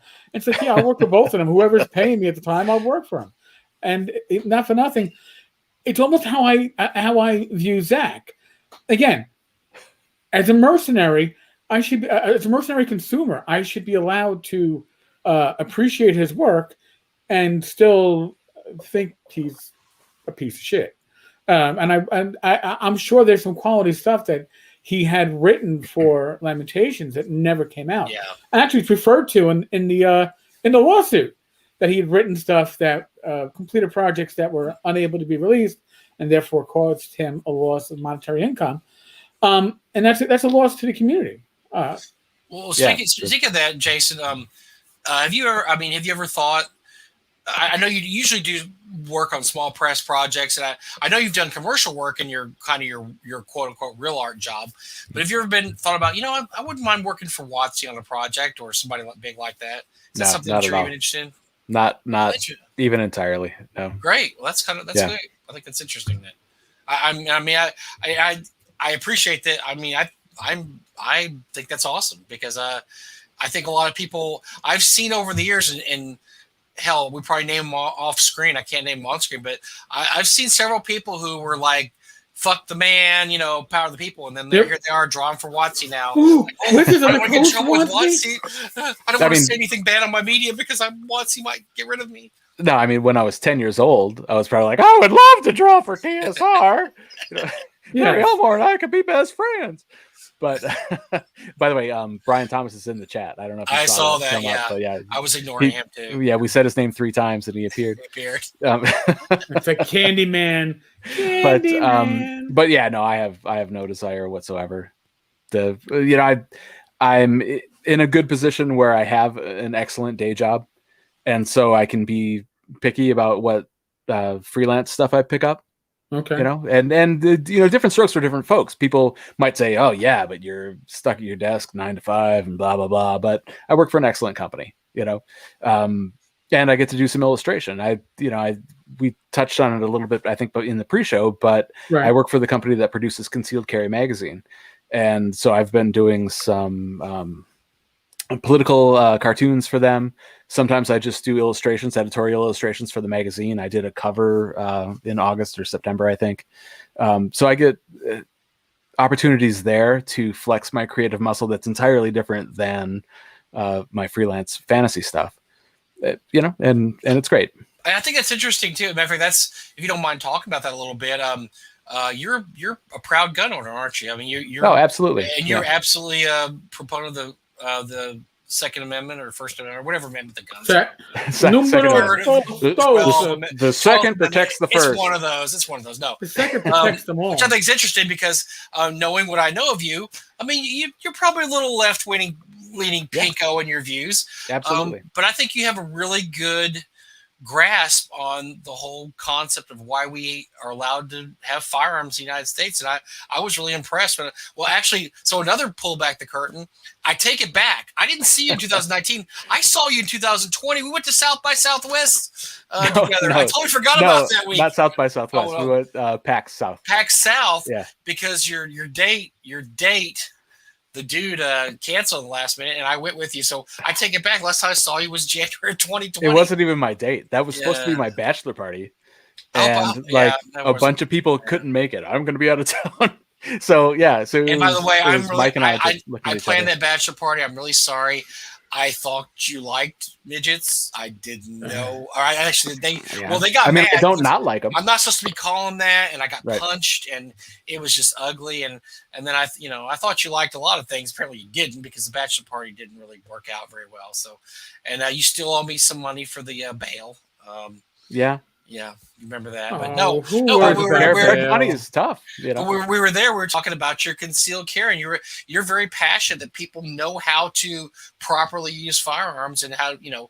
I don't know if you've been keeping up with stuff in Texas, but they've got this ridiculous law rolling its way through the House and Senate, where anybody can have a gun. You don't need a license or nothing. Have you heard about this? Well, there's a big push for constitutional carry in a lot of places, and it's tough.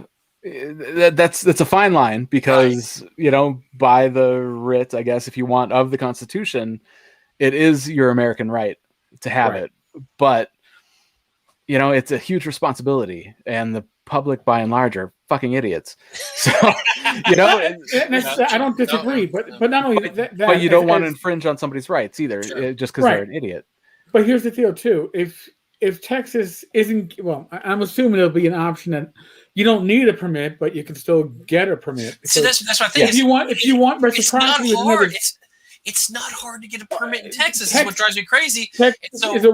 Texas is pretty much a must-issue state, which means it takes you one day, and one weekend out of your life. And what bothers me is that because I'm extremely pro-gun. I am very much, I think everybody should own a gun. I'll be honest with you. I mean, I'm very pro-gun, but it's not hard to get a gun now in Texas. I mean, and acting like, it's just, man, you got to go in for like 8 hours, man, and like listen to a guy talk and stuff. And I'm like, okay, so why is that onerous?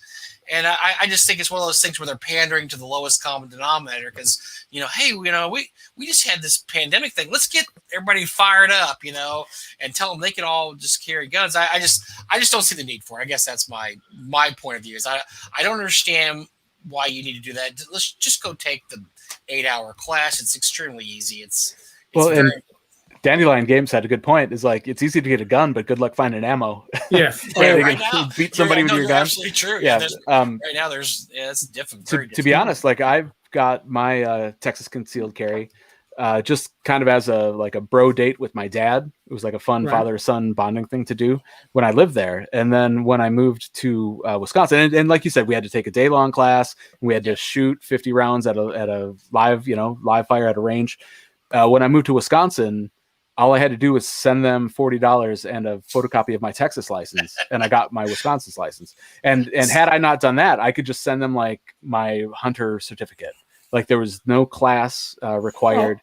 There's no range time required at all. If you've had these other, I guess I shouldn't say no class, because I've had the hunter class and whatever. So it's a lot easier in Wisconsin than it is in Texas. Well, here's surprisingly. the thing. Like I'm a retired cop, so in New York City, I get my permit. I got to renew it every 4 or 5 years. It's pretty much it's a done deal. Because I was a retired police officer. You get that at Leosa, right? Or yeah. The HR 218, the Law Enforcement Officers Safety Act. I got to qualify on a yearly basis. I haven't bothered in the last couple of years, but if I wanted to carry, say, in the Poconos in Pennsylvania, I would need it. However, I can apply for an out-of-state license or permit using my New York permit. And you think you're going to pay $40 in Wisconsin? PA is $5. Yeah. Okay. It is $5, but here's something I didn't know about Pennsylvania. If you are a Pennsylvania resident, open carry is legal everywhere but Philadelphia. Huh. You don't need a permit. Don't want to shoot that Liberty Bell, man. You can't open carry in a vehicle. So if you can walk to your grocery store, you can open carry, but you can't open carry in your car. But you can have it in your glove compartment. I love that everybody. All these people think that Texas is a bunch of Yahoo states, and then I hear stuff like this, it just cracks me up. But now, if you open carried in Pennsylvania, people will be like, "Oh my God, call 911," because nobody does it. But you don't. But on the books, and I actually had a neighbor up there because I spent time up there, and the neighbor was from New York, and they got into a dispute with one of their neighbors who happened to be from Pennsylvania, and they called the cops, and the cops came. And it's like, and he came out with a gun on his hip. It's like, yep, he's allowed to. What do you mean he's allowed to? He wasn't standing there at the cafe like that guy in the like Larry Elmore, right? Like the AKA, the fake, also known as fake, the fake, yes, as the fake snarf quest guy. But yeah, he had his head on his hip, didn't take it out, and the trooper was like, listen. Just get used to it. It's in Pennsylvania. This is totally legal. People can do this. They might not normally, but there's no crime being committed if they do it. So, go figure. Yeah, the classes are the thing I like about the classes. It just tells you, because a lot of people have really weird ideas about what the law is, what they can and can't do. And I hear some of the most weirdest misinformation shared. The classes will just tell you, here's what the law is, here's what you can and can't do. And sometimes people are just like, oh, wow, I didn't know that. And that's, to me, with the use of the classes, is that people just don't know some stuff. They don't bother to look it up. I mean, even though everything's available online, you can easily find it. They just don't bother to deal with it, or they just listen to somebody on Twitter or somebody on Facebook, and they don't know, I have Doug keeps up, my Doug Ray keeps up with a lot of the gun stuff because he carries 2 or 3 guns at a time. He's got an arsenal all over. He's got a nice gun. Yeah, I've seen it. He's like, oh, if we're in a restaurant and I get shot, I've got a gun right here, and I got one in my boot, and I got one. I'm like, okay, well, yeah, I'll be running, but yeah, that's good that I know where your guns are. But I had a 45 in my waistband all day today at work. Yeah, and so it wasn't the only one. That's because of where I work. But I had a lot of misconceptions, and he would tell me like, no, the law in Texas this time. Like, sure enough, he's right. And so I think that's what I think the classes are good for, is to, like I said, dispel misconceptions rather than just repeat stuff online. I would rather people take a class than not take a class, but and it's not even what they're good for, it's what they're essential for. I mean, it's the education is 100% essential, and that's the company that this is like turning into a pitch, but the company that I work for came about because my CEO was a new father, and he was like, oh wow, I've got all this responsibility in this young son. I want to start carrying a gun to protect him and protect my young family. And there was nowhere he could turn to. Like all the gun magazines were about hunting or guns and ammo or whatever, and nothing specific to concealed carry. And so he's like, well, I'll just fill that niche. And he did very successfully. But a big part of what we do is educating people. It's about conflict avoidance is the most important thing, and about responsible gun ownership and stuff like that.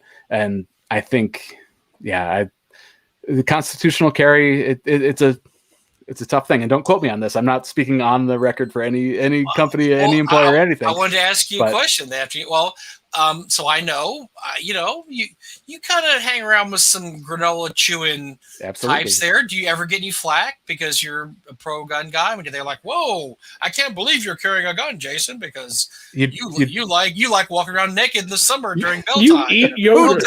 Who doesn't? To be honest, no. You'd be surprised. But I know that there's people that have other views than mine, but it's not really an issue. And in fact, I was in a discussion with a very famous pagan about just security issues at gatherings and things like that. And because people still burn witches for what it's worth. Sure, yeah. And she was very, very receptive to hearing my views on things. I actually sent her some of our literature, just about we've got literature about security at houses of worship, no matter what the denomination is. Right? People love to come and shoot up churches and everything. And she was very open to that, and it was refreshing. So it's great. That's fortunate, probably, that it's a fact of life. Yeah. But it's a fact of life. Well, we had a case just in Texas last year about a shooter at a church was stopped by the ushers had guns. The ushers at the church will all carry. The church my wife attends, the ushers are all registered. They all carry guns also. Not the ushers, I guess they call it security, but I don't really know the name for it. But they have a couple people at the door and somebody inside. But they're members of the parish who have their license and I think two of them are ex-law enforcement. The other one might also be too. Yeah. But because it's a reality of our life. I mean, unfortunately, it's soft targets. Schools are soft targets. Churches are soft targets. I mean, because any gun-free zone is a soft target. Because much. I think Dandelion Games was saying the same thing. Like, criminals, if they're going to murder you, they're not going to listen to you. Like, I can't murder somebody with an illegal gun. I got to wait until I get a legal gun to murder someone. It's a shitty world. Yeah. But, that's cool. I just thought that was yourself. I was really interested in that to hear you say that, because I like responsible people that have guns, and you're pretty responsible. Not really, but I mean, you're pretty responsible. I don't have the 45 on me now because I've been drinking, but yeah. Oh, I mean, there's the 38 not too far away. Okay. Well, you need the 38, you need the 9, you need it. Once you buy one, you find a need for a whole bunch of other. You're like, well, this was cool too. I like this. I stopped when I got my off duty, so it's like, I got my 9, and I got my revolver. And of course, my revolver, the holster broke twice because it was a off-duty carry holster. And when I brought it to one of my last cycles at the range for NYPD, they're looking at it, and my sight's dented. My just cracking walnuts. My butt's itchy. Yeah, and the range officer's like, Sarge, did you beat a perp with this gun? I go, no. I won't tell anybody, but right. Not that you can prove it. I was just too cheap to actually buy a holster every 2 or 3 years, and I would basically wear it till it rotted off my belt. You're like your underwear. I mean, that's he goes, well, take it to the gunsmith so you can file your sight down, because that's a hell of a bump on it. I'm like, all right. Thank you. Appreciate you. Eric's party fifing it out there. I can't really see my sights bad, damn it. What? Stand still or I'll shoot. Yeah. I've got one bullet. Damn it. One. I've only got one. I'll save it for myself. No. That's only in the movies. Well, I noticed your wife checked out. Jason, must be past her bedtime. I didn't think She's like, I don't know who this Zach Smith guy is, and I hear enough about guns like all day. She's like, so, here, I like the first hour when they were jacking around, but now they're talking serious shit. I'm out. Yeah, I got you. So my buddy Rom Elwell there, he says the same thing. Like he's a lefty that also believes in gun rights. I'll tell you what's interesting. They had some protests at the Capitol in Texas a couple years ago because they were so in Texas it's legal to carry like muskets. Basically, you can carry a musket down the street. I mean, it's legal to carry, I guess, powder weapons, but you can't carry a club. Right. It's weird, but so they had a bunch of people out there by the Capitol with powder weapons, because they're showing like we can carry these. Well, they were getting hassled by the cops. They were like, look, you can't carry that around. They're like, yeah, we can. And it was funny because they had interviews with them, and basically you had the side by side was the most staunchest Trump right-wing guy, and the guy next to him was the most left-wing commie, pinko, whatever. But they both lead to the same thing: is that this is on my right, and I'm going to do it. They're like hugging there, like I love this guy, even though I'd probably kill him, but I love this guy because that's one thing that it's one of our rights. It's in the Constitution. Right. It's a right. So I love when people are able to put aside their politics and say, hey, this is something we need to stand up for. David Betzak has a good point, and he's making a small correction on you. And I think that's right. I meant long Any guns. long gun. It didn't have to be a powder weapon. It wasn't just powder weapon. It was long guns. Yeah. And so they were all out there with long guns, and the cops were getting nervous because there's all these long guns there. Well, it's been on the books forever. I mean, that law's been a law for forever and ever. And so it's their legal constitutional right to walk around with long guns. Now, obviously, you don't want to point them at people and do weird shit, but yeah. I want to know what the weird shit. I don't want to know what the weird shit you do with a firearm. I don't need to know. But we've gone off into the weeds like I've never seen us go off into the weeds. Shit. Yeah. Welcome to Jason Brown. Welcome to the Jason Brown Talking Fritz show, where we cover art, gaming, lawsuits, and firearms, guns, and we talk shit about luminaries. You can't carry a sword. That's true. Yeah. But no, you can't even carry like a club. No, you carry a sword now. They just passed the sword law like 2 years ago. You can openly carry a sword. But like a club, you can't because there's something about like mob. It's some kind of holdover from Jim Crow. Well, the thing, yeah, you're right. No, you're right. And the thing about the sword was they didn't want you to have a knife over a certain amount of inches because it's the same thing. They didn't want people to defend themselves. Well, about 2 years ago, they struck that down, so now you can carry a sword or katana or whatever. You just happen to go down to your local grocery store. You might want to bring your samurai sword because you never know. Well, Texas has or Wisconsin has reciprocity with Texas. So like my Texas license was good in Wisconsin when I got here, but it's not the other way around. So my Wisconsin license is not valid in Texas. So what you're telling me is I just need to bring my sword with me. Or I have a really sweet bearded axe, so I'll just bring that along. It goes with the beard, but I don't know how that quite fits in. Dandelion Games in gaming, do you have the City Watch collect character weapons when they enter a town? No, because in my games, I'm sure my players could kill any of the Town Watch. The Town Watch knows it. I would guess, isn't it like in the Forgotten Realms, like piece not your weapons, right? And I'm sure a good thief knows how to tie a piece knot that isn't really anything. It's like, well, the problem with fantasy versus reality is that a fantasy game, no character is going to give up their +5 sword to some goofball. Oh, it's gone. It just disappeared. Ha ha. No, it's not going to happen. So yeah, you have to make allowances for that. I usually have some sort of, it depends on the kind of town. And like right now, my characters we're playing in Greg Lace's Highfell, it's a wide open kind of a boisterous Western type town. So there's all kinds of stuff going on. But there's a town to the south where they will check your weapons when you come in, or they want to see what you have on you. If you've got too many weapons, you may be a rebel or an insurrectionist because why do you have 6 swords, 3 daggers, and I'm a collector, and I got to take my collection with me. So it depends. But that's actually a good point. It probably should happen more in fantasy gaming. It's just that the reality of it is you're talking fantasy gaming, and you can't, like you said, you can't have a watchman. Level 1 watchman is not going to be able to take 12th level characters, +5 Holy Avenger away from him. Right. It's not gonna I'm happen. a zero level character. Can you please do me a favor? Can you put that on the rack over I'm here? going to give you a ticket, and this ticket you can collect your weapon when you come back, and it'll be safe here behind. We lock the barn every night. Right. It'll be perfectly There's safe. nobody whatsoever is going to come in here because we have a very honest town, and nothing ever gets stolen. Mhm. I gave the shocker to a Type 4 demon for that. Yeah. And I'm going to It's leave like- it with you, Flat Yeah, Butt. it's like it's not like like the old West was like, oh, this town has no guns. Hang your guns up over here and pick it up on the way out. Oh. No, come on. Buster Scruggs and this pistol. Yeah, this pistol came a calling. No, to me, fantasy role playing has this unwritten rule that there is this American Old West TV movie genre hidden behind it.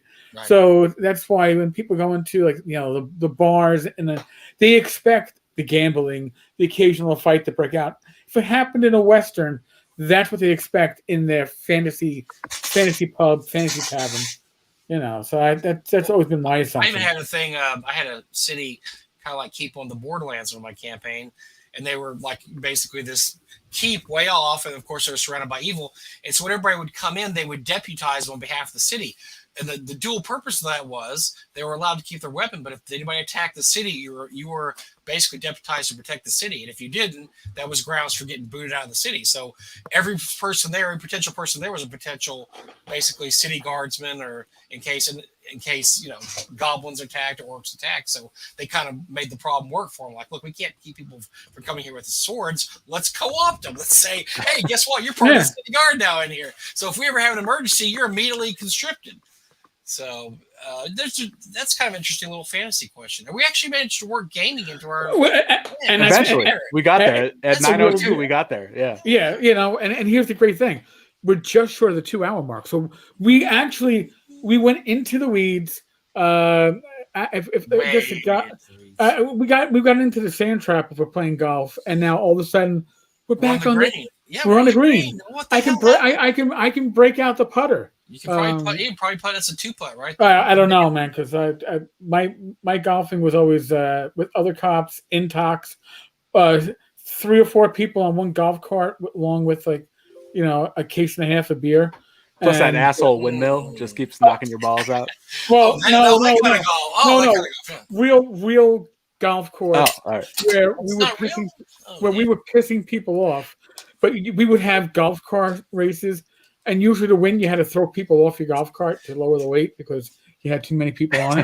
Sounds like every New York cop I ever heard of. That's yeah. Right. So that's how you did your job. Yeah, that's basically the winner of the day is the person who actually had any balls left to get to the 9th hole.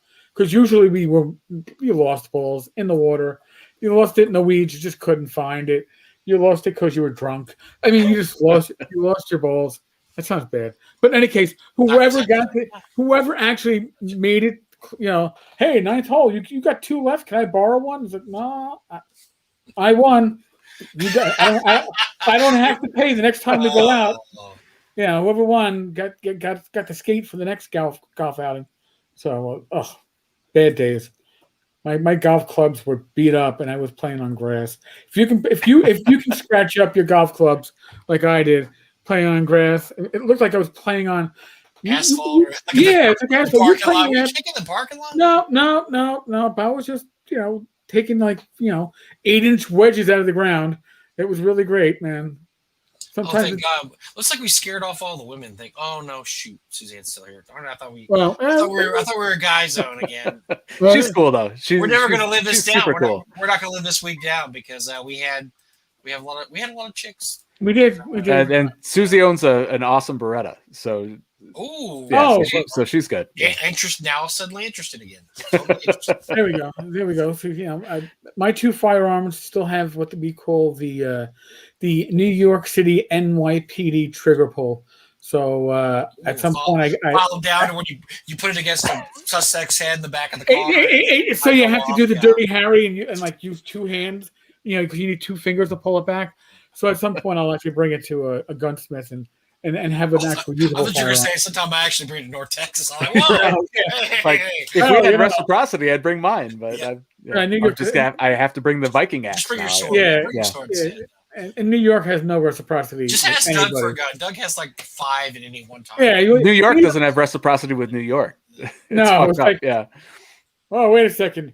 You might have a permit in New York, but it's not valid in New York City unless it has an Yeah. endorsement from Yeah. New York City. Totally But true. Philadelphia is the same way.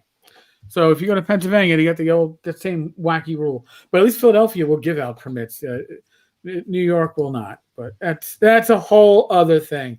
Yes, David, I got to replace those triggers. I've been saying that for the last 5 years, and I'll probably finally do it at some point. Well, I'm with you. I just got to find some ammo, and I only have a 38, and I can't find ammo for my 38 of all guns. I mean, yeah, I know some of the more expensive, harder to find ammo has disappeared, but man, I can't believe 38 ammo is ridiculous. I Yeah, bought 500 rounds of 38 right before everything kind of just dried up, and I was glad I did because a month later you couldn't find it anywhere. You can't find it now. So I've got like, if somebody breaks in my house, I better hit him with the first 3 shots because that's how many bullets. I'm gonna charge you for that. Boom, boom. They're hollow points though, so I just have to hit their arm and that blow their Right. arm. So. Yeah, there you I think that's how that works. Yeah, except that way you don't have to worry about going through to the follow-up target. It's not like a video game where you want to hit I want to go through 4 zombie bodies at one shot. That's actually why I've always been very reluctant to have a shotgun in the house because I don't know. I don't like spray. I don't like high power, and I'm not going to carry a Desert Eagle in the house because I don't want to shoot the neighbor in the head because I shot somebody in my house. So I like the hollow point because it expands and you don't have to worry about it going through too many walls. So. I actually got to hold a Desert Eagle one time. Right before I retired, Those are ridiculous. They're ridiculous. He had it in gold, so it was a golden Desert Eagle, and he brought it in. Was it Saddam Hussein? No, but he brought it in because you have to get your weapons inspected by another place. I don't know him. I had to inspect his weapons, so every year you have to do it. I'm like, Lou, he goes, oh yeah, it's unloaded. He goes, have fun. I go, this is like a 2-handed weapon. I was like, what the hell would you use this for? It's for look. Those things are for looks. They're something you can show people. People go, whoa, because it's just a ridiculous gun. It's an absolutely ridiculous gun. But it just reminds me of that scene in Lock, Stock, and Two Smoking Barrels, where he says, "Where my gun says .50 Desert Eagle, yours says replica." Yes, there you go. And speaking of to bring it back around, speaking of Lock, Stock, and Two Smoking Barrels, the new Guy Ritchie movie comes out Friday. So really? Yeah. What is it? I haven't heard. Wrath of Man. It's starring Jason Statham. Statham. My wife loves him, so we're gonna go see it. So yeah. Okay, good. She loves to see him kicking ass. She likes to see dudes kick ass. She doesn't like pretty boys like Ryan Reynolds. She likes like badass dudes. Like and then she comes home and takes it out on you, right? She comes home she comes home to her own rock, me. Yeah, I got it. Yeah, that's kind of funny how she goes and sees the movies by herself. That's weird. I am not going to say anything further at this point. Since we kind of brought it back onto topic. Back around topic. Weird again. Maybe it's time for us to go tap out. No, we've hit the 2-hour mark. I don't want our audience to want to take their firearms against us. What was that, Rach? What are you saying? It's just the gun lovers are left. You called this day. I was like, there's a new thing, Puff Bar. I was like, what's a Puff Bar, girl? It's not anything bad. It's just a nicotine. Oh, like that. Yeah. Sort of a vaping don't believe her, Eric. Puff. I have a Puff Bar. Bar. It sounds like something like you. Sounds like something you say to a prostitute. Yeah, how much for a Puff Bar? $3.50. $3.50 for a Puff Bar? I think a little more. I guess they're kind of. Well, okay. That's New York prices, Rachel. Yeah. Here in Wisconsin, a Puff Bar is only $3.50. Looking this shit up online, going, oh, that's what it is. I just had to make sure it didn't have marijuana in it or anything. No. The marijuana rate's just prostitute slang for. Never mind. Ah, Whoa. jeez. Okay, Oh. Rusty we're back around trombone. and now we're back around to art again. Yeah, well, listen, we are less we are so, frosteds, more. we more are so nice. totally derailed. I would apologize, but I know everybody's having fun. Never My work here is Just done. us, but our listeners. apologize. So and Rach was having fun too. So I mean, listen, it's all around. Folks. As long as Jason wasn't having fun, then I'm happy. Well, no, like my wife was just in chat flirting with all these dudes. I loved it. Hey, Yeah. While I'm stuck down here in the basement. It's great. It was great. I don't even. No, not gonna say it. Not gonna discuss it. I don't wanna know nothing. In case you can't tell, I'm kidding. I'm like I know. Yeah, sure. Sure. Wink, wink, honk, honk. Oh yeah, I mean, Rom's totally worth it. I'd bone him. Well, yeah. All right. Why not? All right, folks. I don't know how to tap out on this one, but I think I will succumb to the Jason Braun. Yeah. Jason, thank you very much for joining us. I don't think we've ever gone off into the weeds, come back into the weeds, into the sand trap. Well, maybe. You know what? I think Greg Gillespie, we probably went further into the weeds. Yeah. Scattershot. Yeah. Yeah, he's a good guy though. I like him. He is, and he's Canadian, so you wouldn't expect it. Not saying anything bad about my Canadians. Okay, eh? But take off, you hoser. Yeah, but you don't have like constitutional rights. So go back and shut everything down and charge you people $4,000 for a COVID hotel. Speaking of COVID hotels, yeah, let's all meet at North Texas RPG Con. Oh yeah, hey, bring it around to the con. Yeah, Jason will be at North Texas in 4 weeks. So if you like what you saw, which I can't imagine you liked what you saw, but if you do like it, then yeah, check out the convention. It's like this, but it smells more like patchouli and whiskey. Oh God, yeah, no Patron whiskey, because we're not that standard. Tequila makes my beard fall off. All right, Jason. Wednesday night we are going to have an obscure and strange alcohol testing live stream, and our good friend Chris Stodgill is going to hook us up. I think that you are the first we are going to invite into our circle of trust because I think you will enjoy. We did an impromptu one last year, which was certainly interesting. I think this year will be better. And again, we will live stream it so everybody at home can enjoy. I pledged my liver. Oh, well, I would pledge. Yeah, well, my life insurance is up. It's we got to take care of your wife. That's a rough one. Yeah, she can close down her OnlyFans. Folks. No, that's all I get. She won't, but she could. That's all I get. It's about options. I have it bookmarked. Come on, man. I got a bookmark for tonight. Gosh. The surprise is when you go to it.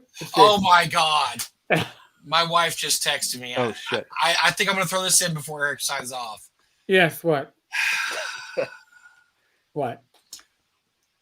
Jason, is it a picture of her boobs? It says Jason is still so handsome. Oh yeah. That's right. I'm gonna be in your town soon, honey. Uh-oh. And my wife is open-minded. Ridiculous. All right. God bless everybody. Sorry. Folks, I got to do my normal COVID spiel, but listen, none of us are medical professionals. We're going to tell you, use your common sense to keep yourself, your family, your friends healthy and safe. Jason has, actually, if you go to his site, he actually has a chainmail face mask. I'm going to order one because they look awesome. Half of the proceeds go to North Texas RPG. Yeah. Half the proceeds go to North Texas. So there you go. I might have to buy one on the gators and the masks. Yeah. We're going to be able to buy we got gator. I prefer the gator. I'm fully immunized. I think I'll do a gator. I am through the mask. Yeah, the gators and the masks. Half of it goes to. Because then I can flash better. It's like, wait, I'm gonna rob a store. Wink, wink. Pull it up. It could be a buff. It could be you could throw your hair back. Yeah, so it's very versatile. You could hide your beard from the Walmart security camera. Oh yeah, there you go. I thought you were my beard, Jason. Oh wait, that's different. No, Charlie's my beard. Oh okay, never mind. We got mixed up. Oh Jesus Christ, folks! as always, be safe, be well. God bless. And after this show, I might be Catholic, but I am ordained on the internet. So I'm going to get God bless each and every one of you. You need it. Yes, roll your dice well. Knock on wood, especially after tonight. And I'll be back tomorrow, God willing. Friday may or may not be a live stream because hopefully we won't be shut down. That'll be great. Well, yeah.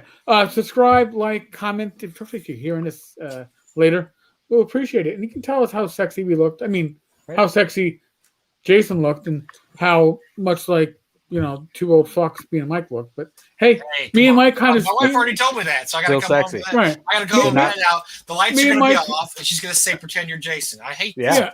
So I hate when she does that. Just cry after sex. That'll do it. Right. Yeah. Because Mike and I have the wannabe beards, but we don't. Jason has has the real beard. He's way too manly. This is the I took COVID seriously and lived in a bunker with my wife beard. But it was a lot less gray when I started.